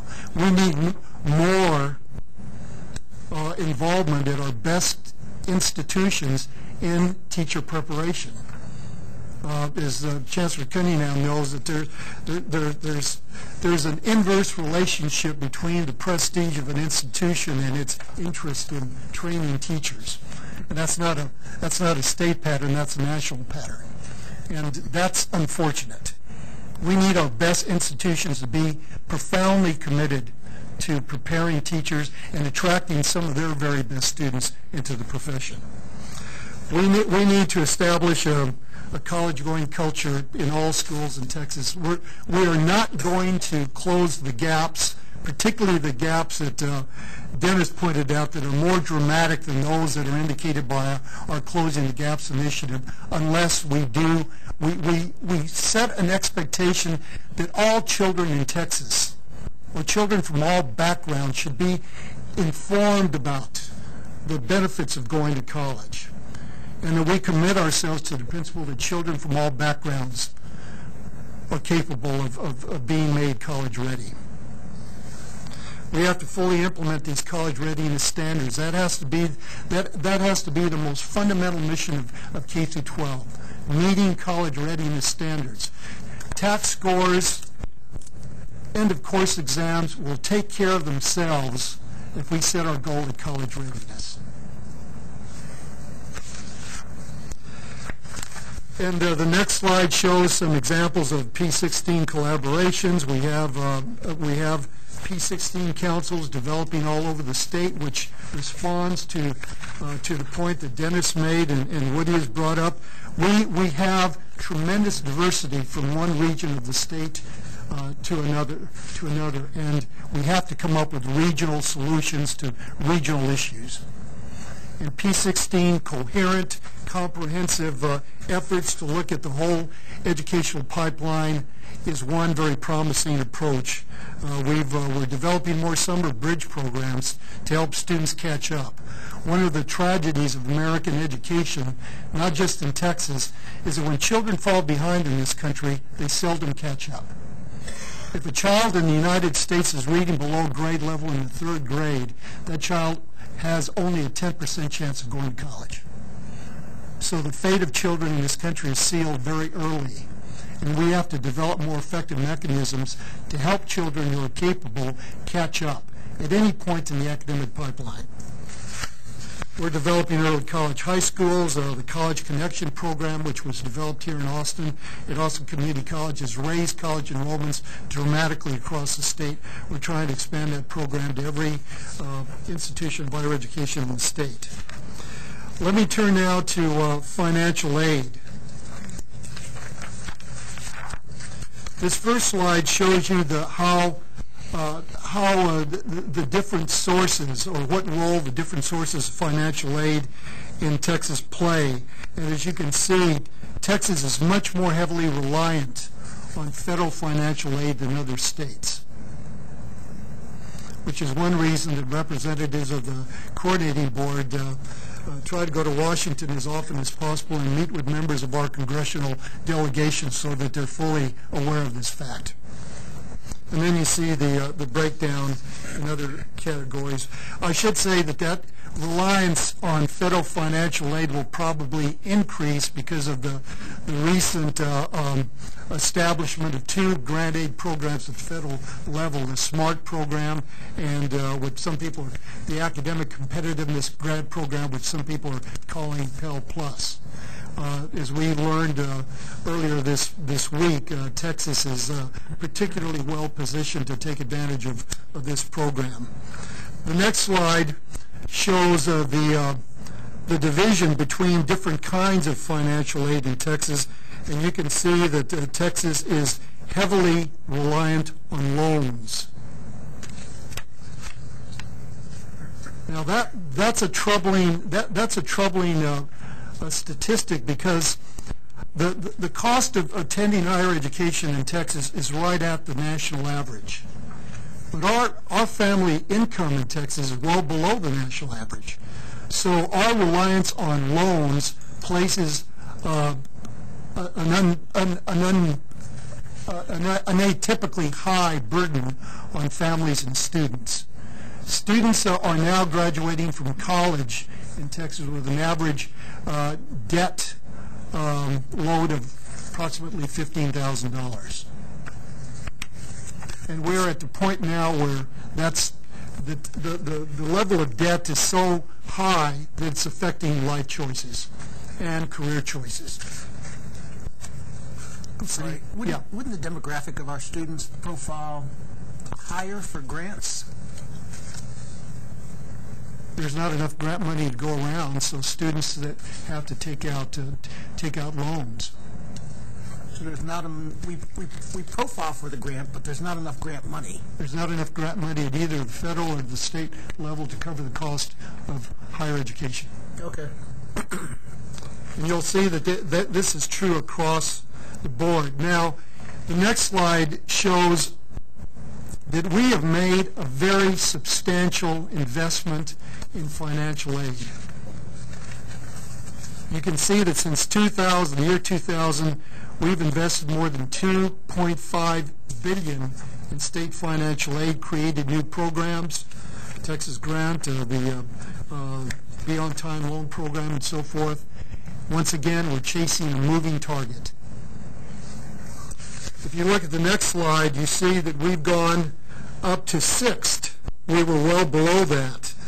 We were 15th in the year 2000, and now in 2006, in 6 years, we've gone up from 15th to 6th in terms of the overall amount of money we put into financial aid. Once again, we're still well behind the two of the 3 largest states, New York and California. We probably need to look at this in terms of population data somehow, don't we? Yes. I mean, I know that we are small in New York, but my point is we will, even though we're ranked 6th, my guess is on a per population basis we'll rank much lower. Yes, yes. And we can gather that data. I think it would be very helpful because that's how we give out the aid as a function of the people. Yes. The next slide shows how we're doing. We only award grants to 50% of eligible students. And we have a huge problem at the community college level. Less than 4% of eligible community college students receive aid. 4%. And the challenge is, if we funded all eligible students under these programs, require an additional $912 million this biennium. Once again, the population, the students who are becoming college eligible in Texas are poor. They're poor and they're less academically well prepared than their predecessors. That's our challenge. We're making progress, but once again, the cohort of college students is increasing dramatically. One of the things that we're taking a look at are our financial aid programs that focus primarily on the poorest students, and we have a very large number of middle-class students who demonstrate high levels of need, and we haven't been able to help them very much. We are taking a look at need plus merit models that we will propose to the coordinating board. I want to underscore that we are only looking at models. We have not made any proposals to the coordinating board, and the coordinating board hasn't considered any recommendations from the staff yet.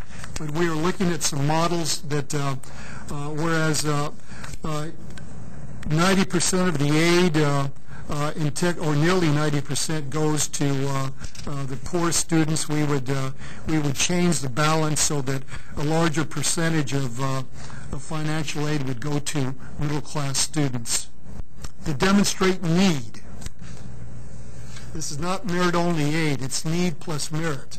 But we would raise the merit component so that there would be fewer students eligible at the lowest levels and more students available in the third quintile. Right now we give virtually all of our financial aid to the two lowest quintiles in terms of family income, and we'd like to be able to grant more money to students in the third quintile. Of the student that gets the grant, what percentage of the cost does that cover? Well, it varies. Most of our students, even the students that are fully funded with Pell Grants and Texas grants, still take out loans. Of the students that are eligible for financial aid, they still have to take out loans as part of their overall financial aid. Raymond, what's the amount of the average Texas grant today, though? The average Texas grant I'm not is... sure if this question Lowry is asking, but we're trying to figure out on a per-student basis. That'll get to it, though. The average Texas, or I should say the maximum amount that we currently award for community colleges is $1,730. For universities and state colleges, it's $5,170. For technical colleges, it's $2,650. Raymond, if our goal is to close the gaps, produce more success, more degrees, move to merit-based, I mean, is that a part of your analysis? I mean, will we get more bang for our buck by moving up the income level and including merit in the analysis? Yes, there is a correlation between income and likelihood of success in college, and the reasons for that are easily understandable. Poor kids tend to go to schools that are not as good as the schools that affluent kids go to, so they're less likely to succeed than affluent kids are. But our data show that students on Texas grant are performing very close to the statewide average of completers in college. And our financial aid study that was just done showed that Texas grant recipients are doing, I think the phrase was, remarkably well compared to poor students in other parts of the country. We are getting much better graduation results for Texas grant recipients than other states are with a comparable cohort of students. They're still behind, but the gap is very small. I think the six-year graduation rates for all students in our universities is about 57%, and the six-year graduation rates for Texas grant recipients is about 54%. But if you shift some of it, as you suggest here, to higher income and away from lower income, I mean, and we assume it's a zero-sum game here, that we're not adding additional dollars in that process. If that was the case, do we get more graduates, or do we get fewer graduates? Well, you would get more graduates. I don't, as I said, we haven't proposed anything yet, but I don't think that we will propose anything to the board that would not at least recommend that we raise financial aid so that we could cover at least the current number of poor students that we support. So we would ask for an increase in financial aid so we could spread it more evenly across the three lowest quintiles in family income. But we wouldn't want to propose anything that would allow us to support a fewer number of truly poor students. There's a difference between students who cannot go to college at all if we don't provide aid, and those students who go to college, they may incur painful burdens of debt. Their family may have to suffer a significant sacrifice, a decline in the quality of life, but they find a way to go to college. A lot of poor kids without financial aid can't go. I mean, it seems to me one of our challenges, given the numbers that we saw, particularly for Venice, is that we have to convince people that don't even plan to go to college if we want to get the outputs that we need to be competitive. Well, we know that we know the national studies have shown that 90% of families of elementary school children want their kids to go to college, and those numbers diminish year by year as the children get. So we ought to be able to incentivize or maintain a high level of commitment to sending kids to college with certain educational reforms. The next slide shows some of the things that we're looking at to go to a need plus merit model. May I again clarify the numbers that you gave for the average, the average amount of grants that the state does? Are these the Texas grants? Are these the Pell grants plus the Texas grants plus everything that's granted? And no, the amounts that I gave you were the maximum. The maximum amount. It could be awarded through these programs. The actual amount depends on family need and family contribution. But does that include the federal Pell grant? Yes. Oh, so that's this is it. That's it. Okay, yes. At the maximum. That's what I thought you said. Just wanted to make sure. No, it wouldn't include scholarships. It would include all. I mean, just so it is kind of complex, and forgive us. No, absolutely. We're on top of this more than we are, but in other words, a student who goes to UT Austin or Texas A&M, it's roughly $20,000 a year now. Is that the ballpark? And the institution provides some financial aid, and there's work programs, and there's grants, and there are scholarships, and some are indistinguishable from others. But are you saying the most a student from UT Austin can get is $5,000? Yes, out of the Texas grant program. Out of the Texas grant program. Right. But I'm saying, is that independent from something the university would offer? It is independent. It is independent, but those numbers are adjusted by financial aid offices depending on what the overall levels of support are. Oh, I'm sure of that, but I'm just saying there is more money available than just the $5,000. Right. Yes. But of grant money, and I've just anecdotally been through this with the folks that work for me and stuff, and I was so surprised 4 years ago when I started working with this about how little grant money there really was, and she applied for all sorts of other she got some other stuff, but the straightforward grant money Pell, which that is a federal program, isn't it? Yes.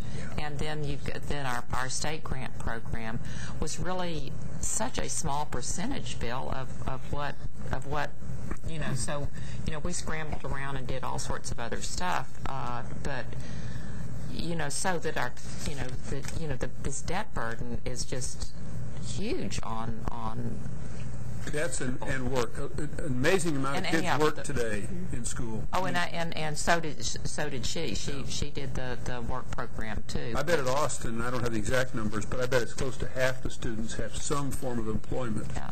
Maybe 10 hours, but it could be 15 or 20 hours. More people work today than ever have in the past. John?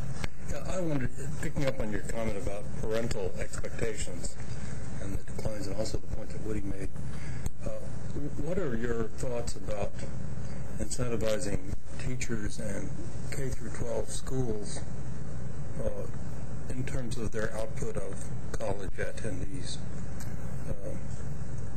Really making that, rather than tests and so on, what about direct incentivizing of those institutions and those teachers?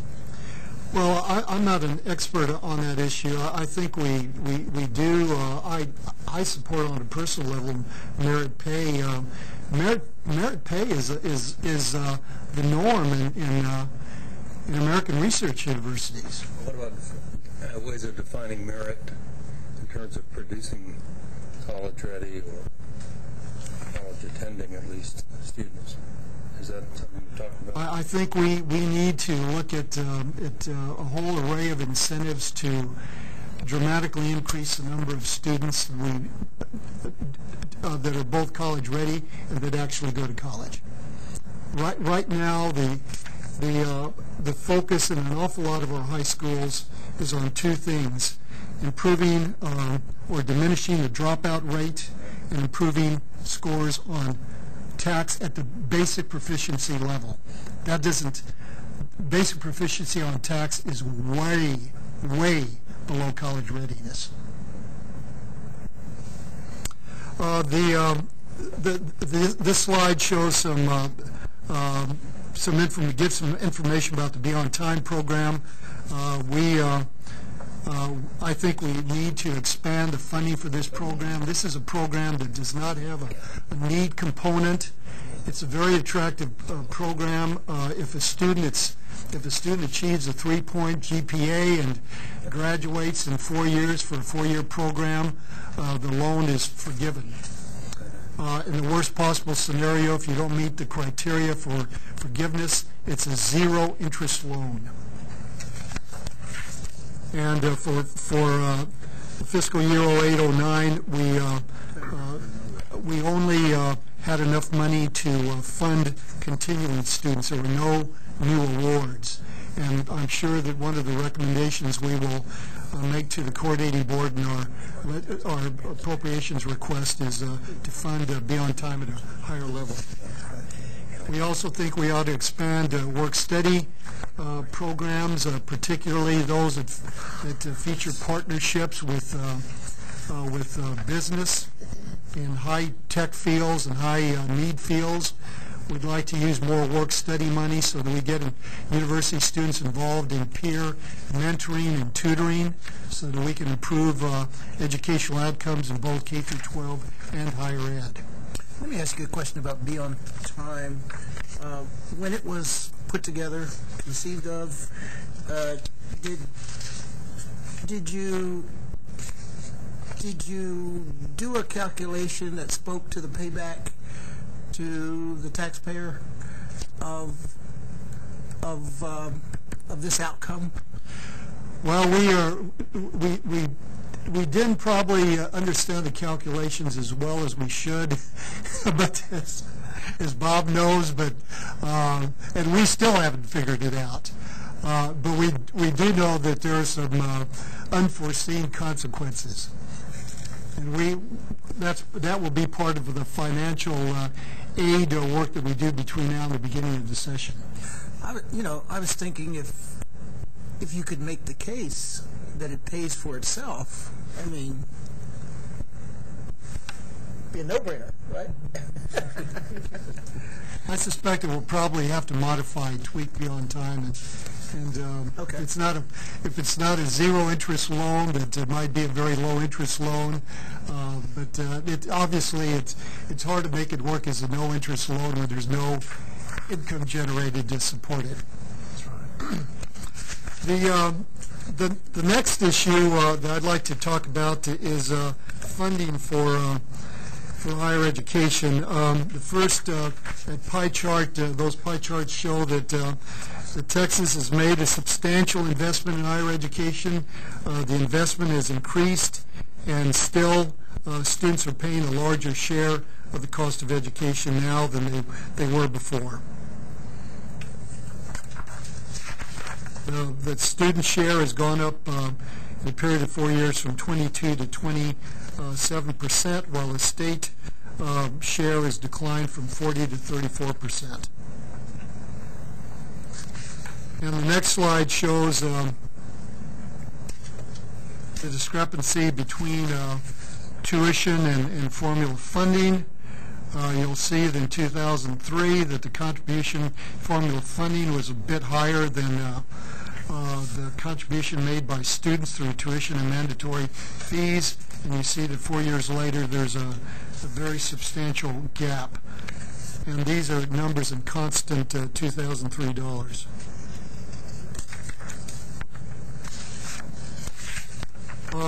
Despite the fact, and once again, we've come a long way, but we started way behind, and we've got a long way to go. The next slide shows where Texas stands in terms of state support relative to other states and the national average. We're below the national average.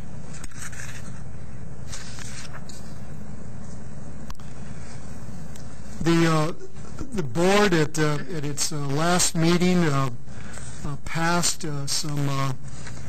approved some changes in formula funding, and very simple, and this is consistent with information you heard earlier today, that we want to shift the focus in formulas from inputs to outputs. And the two dramatic examples of that are to change the date at which we calculate enrollment from close to the beginning of the semester to the end of semesters.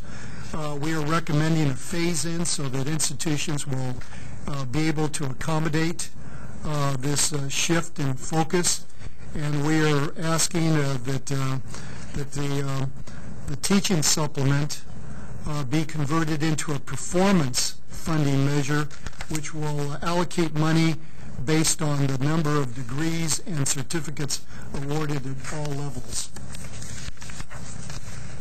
Maybe we might point out, Woody, this is one of those things where the work that you all have done, Dennis was talking earlier about outputs as compared to inputs.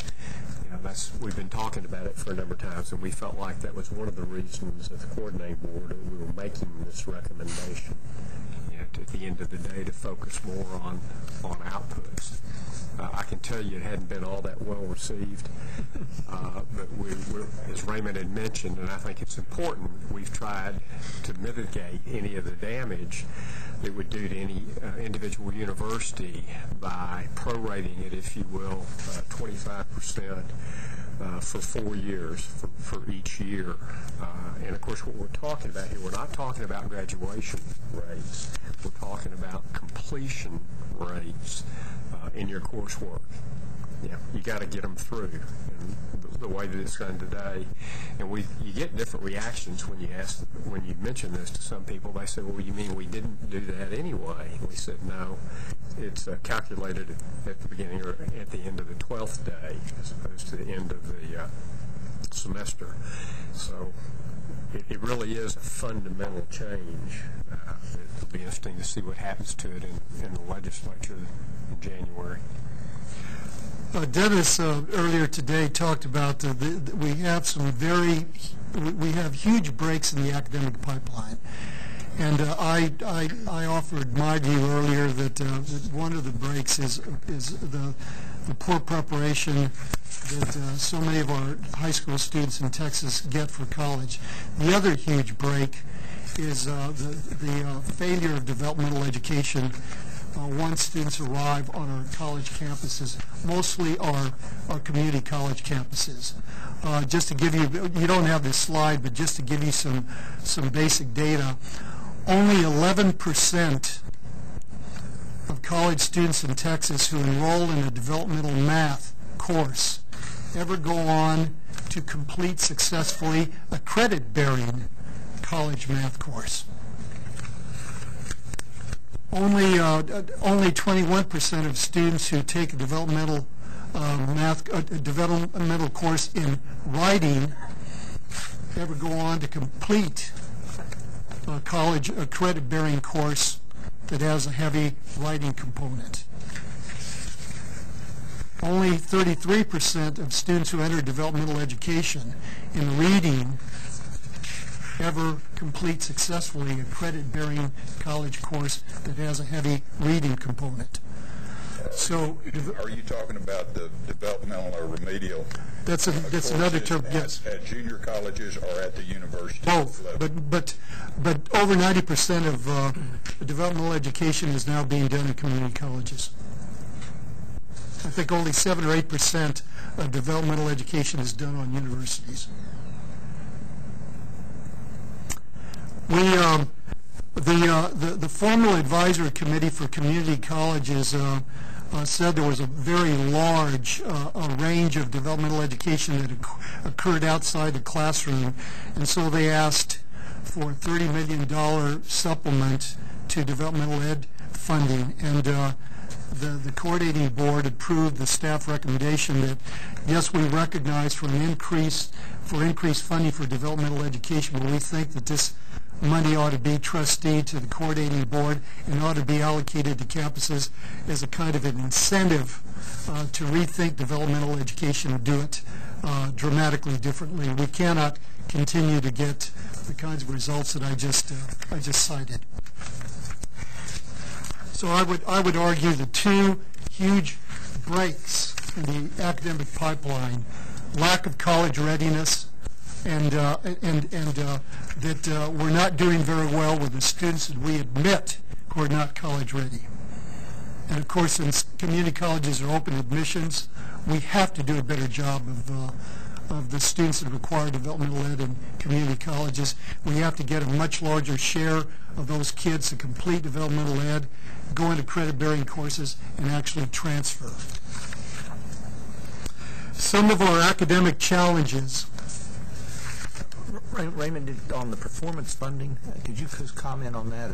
That's a new recommendation as well, as far as focusing on actually degree completion. Yes. And I know that's a recommendation, hadn't been funded yet, but is there any comments that you'd want to make there? Well, once again, the focus is to shift from inputs to outputs. Before it was a teaching supplement that universities received funding based on faculty teaching undergraduate students. Well, we're saying the real standard ought to be not whether faculty are teaching undergraduate students. The standard ought to be whether the students are successful, whether they're teaching effectively, and whether students are learning. As I understand, that'd be based on total number of graduates. Yes. Yes. We are also going to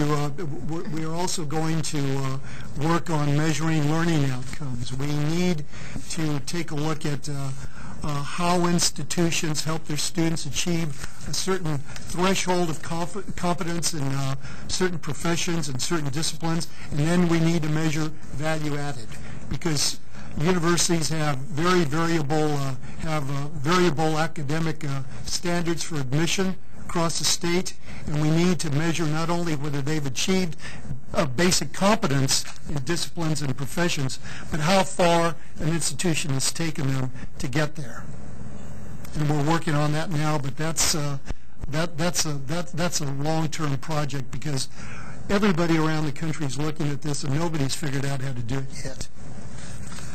This slide shows once again compares us with California, how many members of the The Association of American Universities, both states have, and I would argue that clearly we need to have a strategic plan that incorporates two elements in terms of research distinction. First of all, we have to improve the two flagships we already have. The University of Texas at Austin and A&M are excellent institutions. I think we want them to be preeminent institutions, to be able to compete not only with the best with the best publics, but with the best privates as well. You saw from that chart on federal research support that many of the institutions at the top of the list, MIT, Johns Hopkins, Stanford, are private institutions, not public. At the highest levels, you're not only competing with publics. So we want our flagships to get better, and then we need to look very carefully at the kinds of institutions, the other top research universities that we want to create. I am going to propose that we think of our terminology somewhat differently. That instead of talking about Tier 1 institutions, we talk about national research universities. And there are second category, instead of calling them emerging research universities, we ought to call them regional research universities, as I said earlier, whose mission is closely tied to regional economic needs, regional cultural characteristics. For example, institutions along the border should have programs focused on transnationalism, public health, epidemiology, and so forth. I think that we should also insist that every institution in the state have a fundamental commitment to excellence at the undergraduate level, to improve our graduation rates and our outcomes. We hope that formula funding, that the changes we are proposing in formula funding will create that new focus on undergraduate education. We also think that we ought to have a third category, regional comprehensive universities that focus on undergraduate education, professional degree programs, and a very small number of professional doctoral programs, particularly in fields like education, where we want to make sure that the local K-12 leadership, regional K-12 leadership, has the kind of training it needs to educate kids to the highest levels possible. The next slide shows once again that while we talk about improving our research profile in Texas, that the vast majority of students in Texas are undergraduates. And that still has to be our focus. And I would argue that you cannot build, just as I said, you can't build a strong system of public higher education on a weak foundation of public education. You cannot build a strong research foundation or a strong research university on the foundation of weak undergraduate programs. And there that you'll see that fourth bullet refers to the point I just made. We need to improve undergraduate learning outcomes, and we need to be able to measure them. And then the final slide, it comes from a study that Ray Perryman did. Ray Perryman's study, A Tale of Two States, had somewhat different conclusions from the work of Steve Murdoch. Murdoch concluded that if we didn't improve higher education and educational outcomes in Texas dramatically, that per capita family income would decline, our economic competitiveness would decline, and Perryman found that even if we maintain the status quo, that Texas will still remain somewhat competitive. It wasn't a doomsday scenario. He thinks that Texas will continue to improve in its ability to attract scientists and businesses. But if we achieve the goals of closing the gaps, he found that by the year 2030 that we would receive an 8-to-1 return on our investments, and then you see some of the other gains that he projected if we achieve the goals of closing the gaps. So his conclusion was that whatever investment, a greater investment we make in higher education will be well worth it. Thank you, Commissioner. Any questions of him at this time? Yeah, I have a couple of questions. First of all, just to try to get a little bit of clarity, on the first presentation, it showed that that graduating with a degree within 150% of the time allocated of 100 ninth graders, 13 would do that. I'm trying to get a feel of the pipeline and where the dropout is occurring. If you back that up all the way to first grade and took that as the 100% number, and at each point in the road, whether it's entering high school or high school graduation or dropout during college, can you provide those numbers? I think we can. The numbers we would have would be very consistent with what Dennis said, that you begin to see a significant attrition of students beginning in the 7th grade, 7th and 8th grades. And then there's a steady attrition from the 9th to the 12th grade. And then there's a significant attrition in the first year in college. If students are going to drop out of college, they usually do it in the first year. Well, and we know that the majority of students who go into developmental education in our community colleges typically will not go on to achieve an academic. Are those actual numbers available that we could get those numbers for you? Yes, sir. I appreciate that. And then a couple other questions. I'm still somewhat confused on the grants. Yes. And I guess what I'm hearing, and I want to be sure that I'm not hearing this wrong, is that all other monies are taken into account, Pell, scholarships, yes, and then the amount of the Texas grant is yes, determined. So it's the last money in effect. It's the Texas, yes, Texas grant is adjusted according to all the other sources of financial aid. And on the slide before that, you explained the Be On Time loan program somewhat here, but can you explain briefly the other two that were created, the Texas grants and the TEOG? The TEOG is a community college program. And then one last question. On the change in formula funding and some of the comments that you're making about remediation programs, if there's big dropout in that first semester or that first year and your formula funding is going to be geared on the end of the semester rather than the first of the semester, so there's a penalty for dropout, I would assume there's a high degree of those dropouts that are not college prepared coming in. I don't disagree with the outcome type orientation, but at the same time, the K through 12 system, if they're sending unprepared students that they're taking, it seems like you're building in an incentive then for those colleges and universities to be more critical of the students that they are taking, so that they don't have a financial hit in that first semester. We took a look at this issue and we responded because of the concerns you've just expressed in two ways. First of all, as you heard, we're proposing that this program be phased in. That you wouldn't do it. You wouldn't go from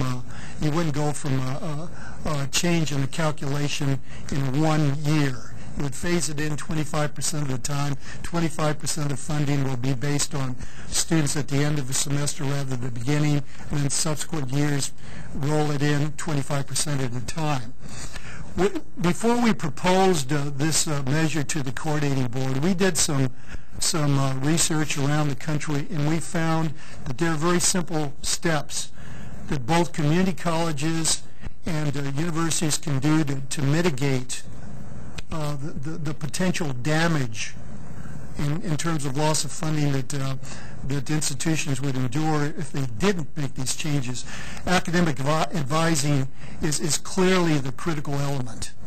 Most students who drop out in the first year drop out because they said they had no academic advising and had no sense of direction. We know that retention rates go up 25-30% if students are helped with preparing an academic plan their first year of college, whether in a community college or a university.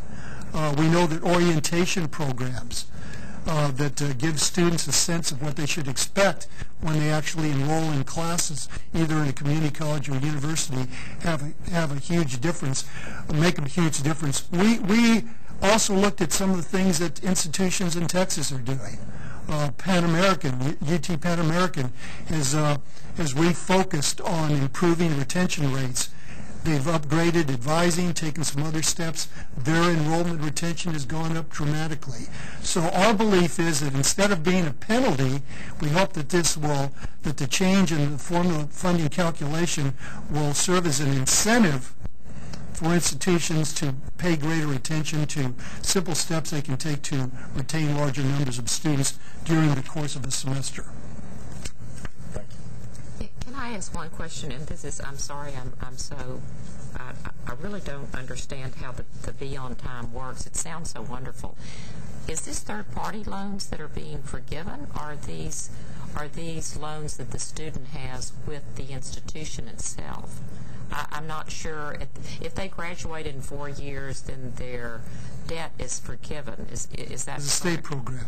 But supposing they got a loan from Bank XYZ to go to school, would the institution or would the state pay that loan off? No. This is money that's provided through the funding mechanism for Beyond Time. No, the other loans that students might take out would not be covered by the Beyond Time provisions. So they would have general revenue. So they would take out a loan with the institution. They would make a contract with UT or A&M or we allocate Beyond Time funding to campuses. Okay. Oh, okay. And then so it would be an agreement with the student and with the campus that he was on. And if he graduated on time, then that would be forgiven, and they'd have that money already set away or whatever. Okay, yes. I get it. I couldn't figure out how someone would get it. Bill, do you have a question? Well, is the dropout data colored a little bit by the differences between 4-year and 2-year schools? And what I'm thinking, and I'm really ignorant on this, and I apologize, but there's something magic about getting a 4-year education. You're a college graduate. On the other hand, you drop out of community colleges for a number of reasons, such as you're dropping into a 4-year school. Right. But you do not get an associate's degree. Or, as an example, you're studying plumbing. As we all know, we need more good plumbers, but you take 3 courses and then you say, I'm out of here and I don't need anything else, and the other courses are fine, but I don't want that. So I'm just wondering, is our data somehow a little confused because of that? I mean, do we have to look at them as dropout ratios for 4-year institutions standing by themselves? Or if we mix that data, does it confuse things? Well, it's not confusing, but we do have a challenge in gathering all the data and making sure we have an accurate picture of how institutions are actually doing. Now, we can track students from a community college to a university. And we do. So we know whether the student we know whether the student has completed an AA degree or transferred before that. Community colleges are now looking at what they call reverse transfer. For example, if you transfer from, say, Austin Community College to UT Austin before you achieve an AA degree, what Austin Community College might do is track the courses you take at UT, and if you take 12 hours and they're in the right sequence of courses, they'll say, congratulations, they'll write your letter, you've just received an AA degree from Austin Community College. And that is one way that community colleges are recovering those students who transferred before they've completed an actual program. We're also taking a look at, for example, establishing some kind of work-study program or some kind of internship with companies in which students leave a community college before they've completed all the requirements for a certificate. Because we know, for example, in fields like welding, companies are saying, well, you're well enough trained, we'll take you right now before you've actually achieved your certificate. We're looking at ways that we can turn those into paid internships for which students receive academic credit and certification. I guess all I'm saying, and I don't know enough about this, so you just ran comments almost, but I don't know that we need to chase things around to award people associate degrees to feel better somehow. It seems to me that junior colleges and community colleges, when they perform the function of getting someone into college, we ought to say kind of hallelujah. And when they provide enough welding courses to get someone to be a welder, we ought to say hallelujah. And it's not so much a function of whether they actually get a 2-year degree from the school that we say, at least in my mind, hallelujah. The crescendo event is doing something that gets you to the next step, which they do beautifully. Yes, if the goal of career and technical education is to place students in jobs, and we ought to be able to track that better. That's another measure. That's, to me, more important than whether they actually got a degree or not. I agree. I've got a question that I'm almost afraid to answer if there's any students or parents in the room. But on your chart that shows a growing, that the students are paying a growing share of tuition, have you ever looked at any statistics that would tell you that as students pay more of a share, that the commitment to graduating and accomplishing goes up? Does a free lunch dampen commitment? I don't know that we have data on that. Once again, the data for the Texas grant recipients look pretty good. The students are achieving at levels almost equal to those of students who don't receive grant aid, which is very unusual. So I think that we can certainly tweak things to incentivize students more, but I think that by and large students who get a grant, who get some kind of help, want to take advantage of that help and complete their programs. And those grants are administered at each college through their own aid office. Yes. We, for example, we make allocations of Texas grants to the individual campuses, and then they push it out to students. I hate to end this, but we can certainly have the commissioner back at any time, and any information that y'all may request of him, I know he'll be happy to furnish it. What we need to do here is go to probably the toughest thing of the whole morning, and that's figure out when the next meeting is going to be. And in talking to Wayne, just one thing for those of y'all that are wondering. I'm advised that we have a variety of sandwiches that are brought in. This is probably going to be of great interest to those that are going to stay for the Incentive Funding Task Force. I'd like to mention that even though the Texas Higher Education Coordinating Board is associated with institutions of higher education, that their alumni base is rather slim, and as a result, if you could contribute to their endowment of about $7 per person if you partake in the sandwiches. thank you, Wayne.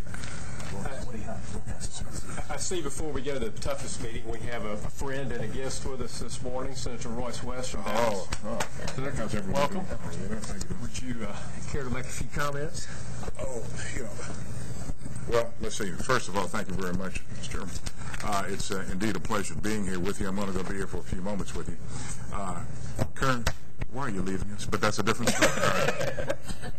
Needless to say, you represent the business and civic leadership in the state dealing with higher education. I had the opportunity this week to be in North Carolina with the commissioner, the governor's office, and legislative leaders, and talking about issues of higher education, not just here in the state of Texas, but doing a comparative analysis on productivity as relates to what's going on across the country. Some of the issues that we got into were issues concerning the cost of education, where Texas is compared to other states and where we need to go. Your responsibility is to assist us in the legislative and executive branch of government in coming up with some good ideas as it relates to, Bobby, which way do we go? You know, how do we go fishing where there fish in order to make certain that we catch fish and prepare them not necessarily to be filleted, but the reality is to make certain that we have the workforce of tomorrow. You need to come up with some ideas as it relates to the cost of education and making certain that it's just not out of kilter with the means that our citizens, economic means that our citizens will have in the future in order to pay for education. Former Deputy Comptroller Billy Hamilton presented before, I think it was the Senate Higher Education Subcommittee, Finance Subcommittee, I believe it was. And a startling statistic that he came up with was that children born today, it will cost them $50,000 a year in order to go to school. And it's a public institution, higher education, once they become of age to do so. And that takes into consideration, I believe, all of the cost.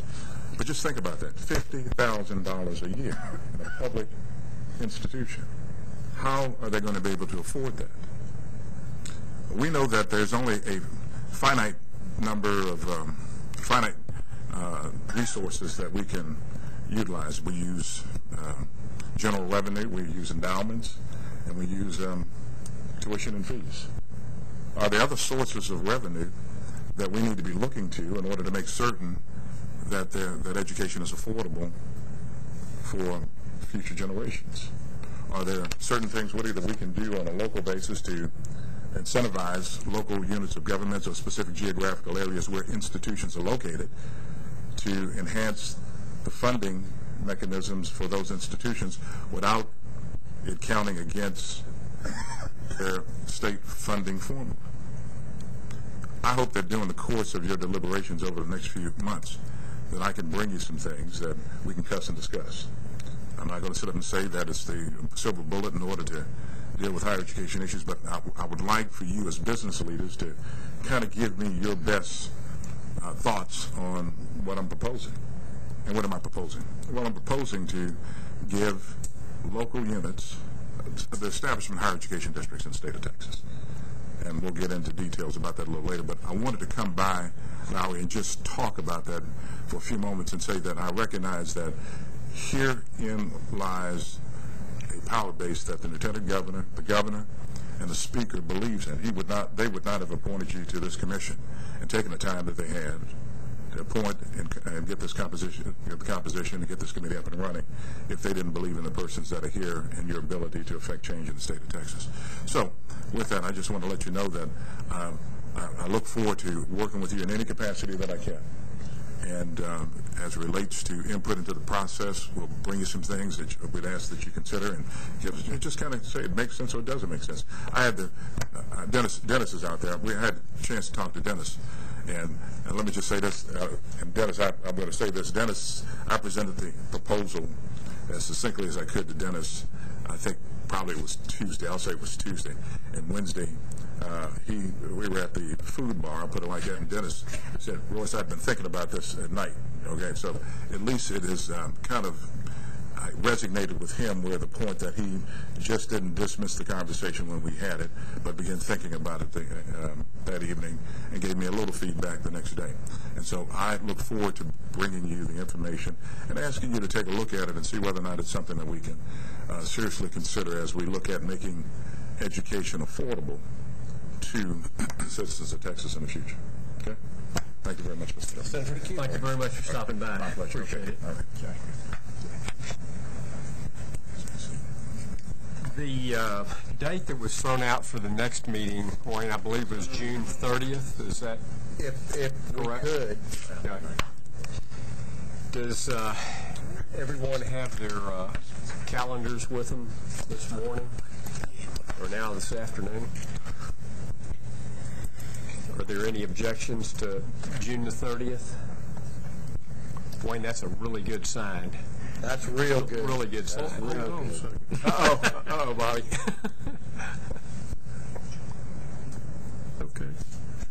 Does that sound all right? Wayne, are you talking about 10 o'clock?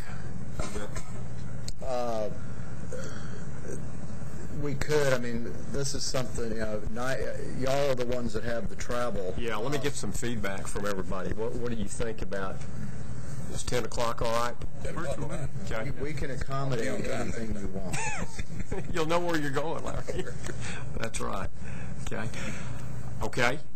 We're going to take this one step at a time.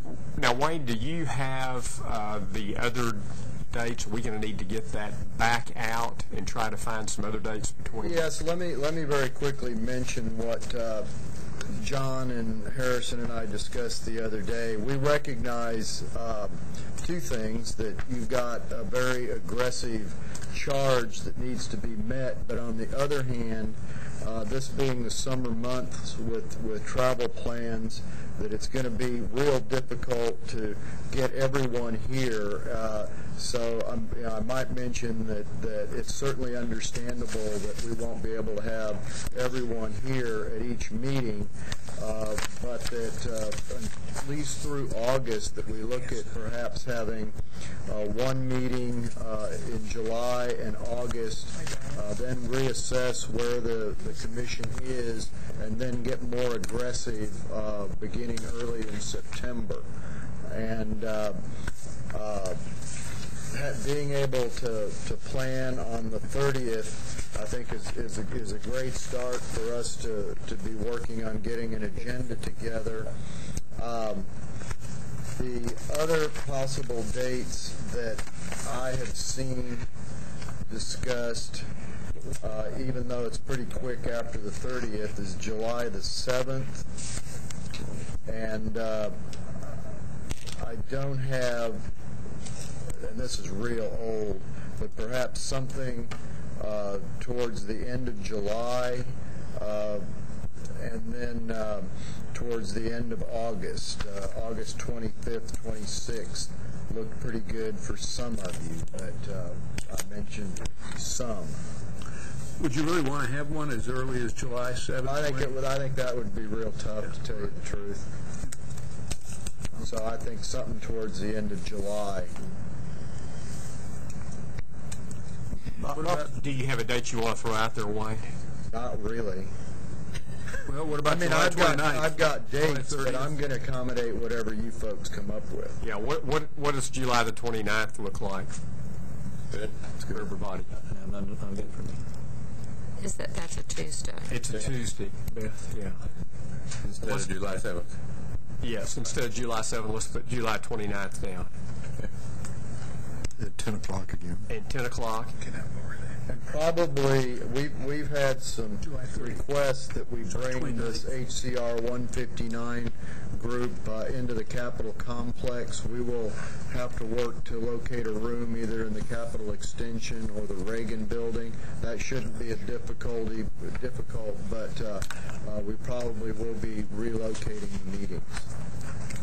Wait, what was the August date? 25th and 26th. The 25th or the 26th? Yes, sir. Okay, what does the 26th look like for everybody? That's a Tuesday as well. Are we in July now? We're in August. Yeah, August. Works for me. Would the 25th be work rather than the 26th? Okay. What's the 25th look I like? can't do the 25th. We'll never get everybody here. I'm the first one to say it. I can do the 26th, 27th. But we'll never get everybody here, and that's not what it's going to be. Did we ever determine whether teleconferencing is okay if we call in? You can teleconference. Yes. I'm not certain how that will work in the extension, but in terms of rules and process, there's no problems with that. I did it on the other meeting, and it's tough. It was really hard. It was in this room. It was hard to hear. But it worked. I voted. You got to vote? I voted. Yeah. And the speaker's in the ceiling, so it's kind of an eerie if you're listening. Yeah, it is. It really is. Bob, I haven't found Go ahead, Woody. On the August 20, what are the dates again? 25th?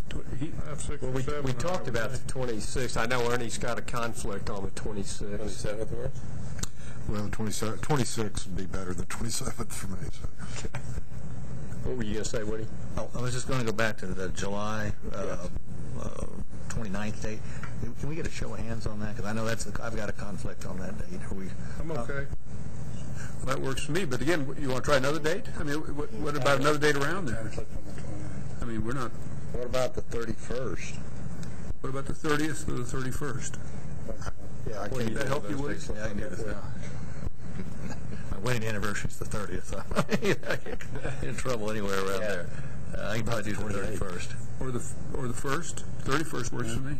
First would be better for me, but You doing the 1st of August? Yeah. well, that's getting.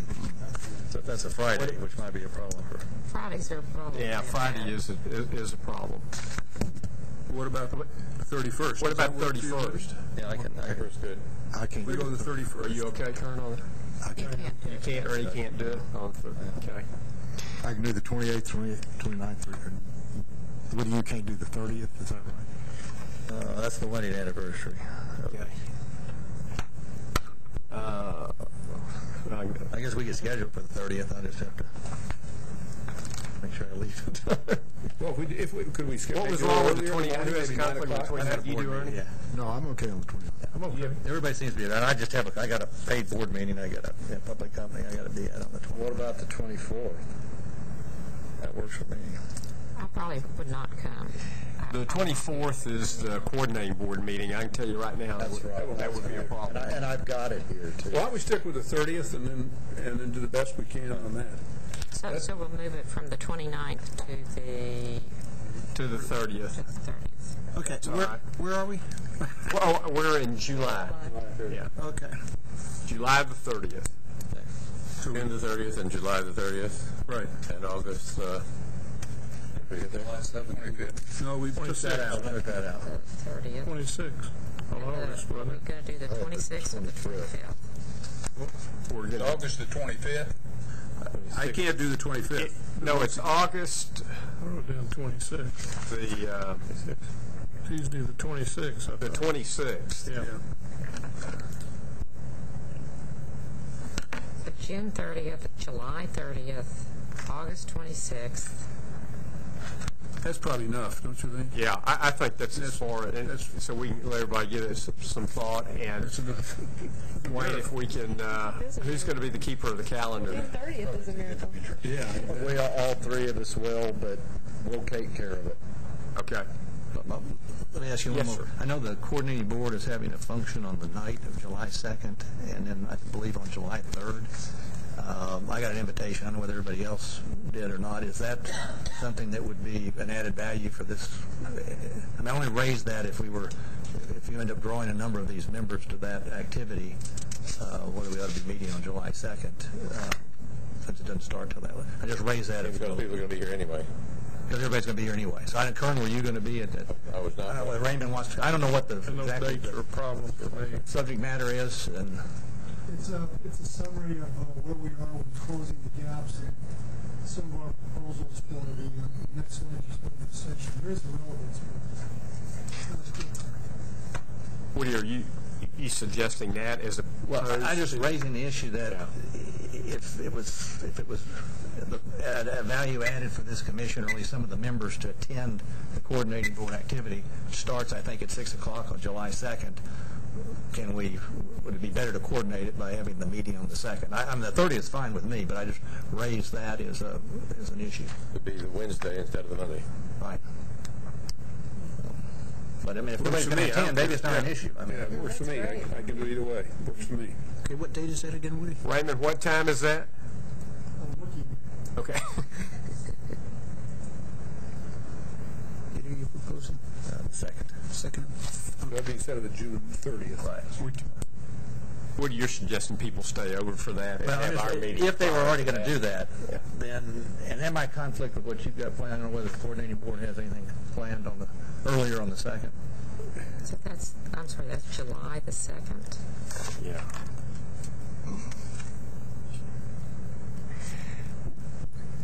Starts on the evening of the 2nd and goes all down the 3rd. Right, I've got that on my calendar. Yeah. Okay, the evening of the 2nd. and then all day on the 3rd. Maybe we could do it on the afternoon of the 2nd. What about the afternoon of the 2nd? Yeah, of July, and not have the June 30th meeting. Okay. Oh, okay. What time of the afternoon on the 2nd? Probably 1 o'clock. Say at 1 o'clock, Ernie. So this Would that work? Yeah. Okay, we're talking about moving the 30th meeting then to July the second. the 2nd, but it will be at 1 p.m. Only a half-a-day meeting? So we're 1 to 4. So Yeah, about 1 to 4, yeah. Diana, please. And that would be instead of the June 30th. Instead of the yes. So we'd be at July the 2nd, and then go out to August the 26th. We have July 30th. July 30. July 30th. Instead of June 30th, Oh, I'm sorry, July 30th. that You're I'm right, going to be back there on the 2nd. Okay, July 2nd, We all July have college 30th. degrees. Have we got this down yet? July, Yeah. the answer is no. It's not. July 2nd at 1 Morning or o'clock. afternoon? On the 30th? Yeah. July the 30th. 10 a.m. At 10 a.m. Good. And August 26th, 10 a.m.? At 10 a.m. July 2nd is what, 10 a.m.? No, 1. That's going to be the only difference. That's going to be at 1 Oh, that's o'clock. when we have the coordinating board, okay. Okay. And then, so it's July 2nd at 1 p.m., Yeah. August, So July 30th. July oh, 30th. July 30th at what time? 10 a.m. 10 a.m., okay. July 30th at 10 a.m. Next one? August 26th. August 26th. August 26th, Yes. and that's at 10 a.m. That's correct. Okay. All right. What I passed out to you is Yes. proposed agenda and materials that Woody Hunt was kind enough to prepare. As you can see, a couple of these items we have in fact covered today. So, Woody, I kind of think the intent is food for thought. Yes, here. absolutely. I mean, Any ideas that people have, and we talk about the next meeting and how we organize it, this will give you a little bit of a roadmap to think Possibilities. about. So it's a possibility. particularly if we're going to bring in speakers, that effort has to start relatively soon because we might have conflicts on what our schedule wants to be and who the intended speaker is. Yeah, absolutely. Is there one point person that we should be emailing stuff to, or is this John? Yeah, and real quickly, until we do some kind of collated email list, why don't y'all go to the staff representing the person that appointed you, and we will make sure that we swap it off. I'm going to be doing something to make sure I get everybody's, but John's going to want it, and Harrison's going to want it too. Okay. So any suggestions anybody has, send it, if they were appointed by the governor, send it to you, Lieutenant Governor John, and Speaker to Harrison, and the three of you all will then We'll make sure that it's we'll try to coordinated simplify that by the time you get. and help build the agenda for the next meeting. Any other questions or comments? Thank you, Mr. Chairman. Thank you all very much. Meeting adjourned. Thank you.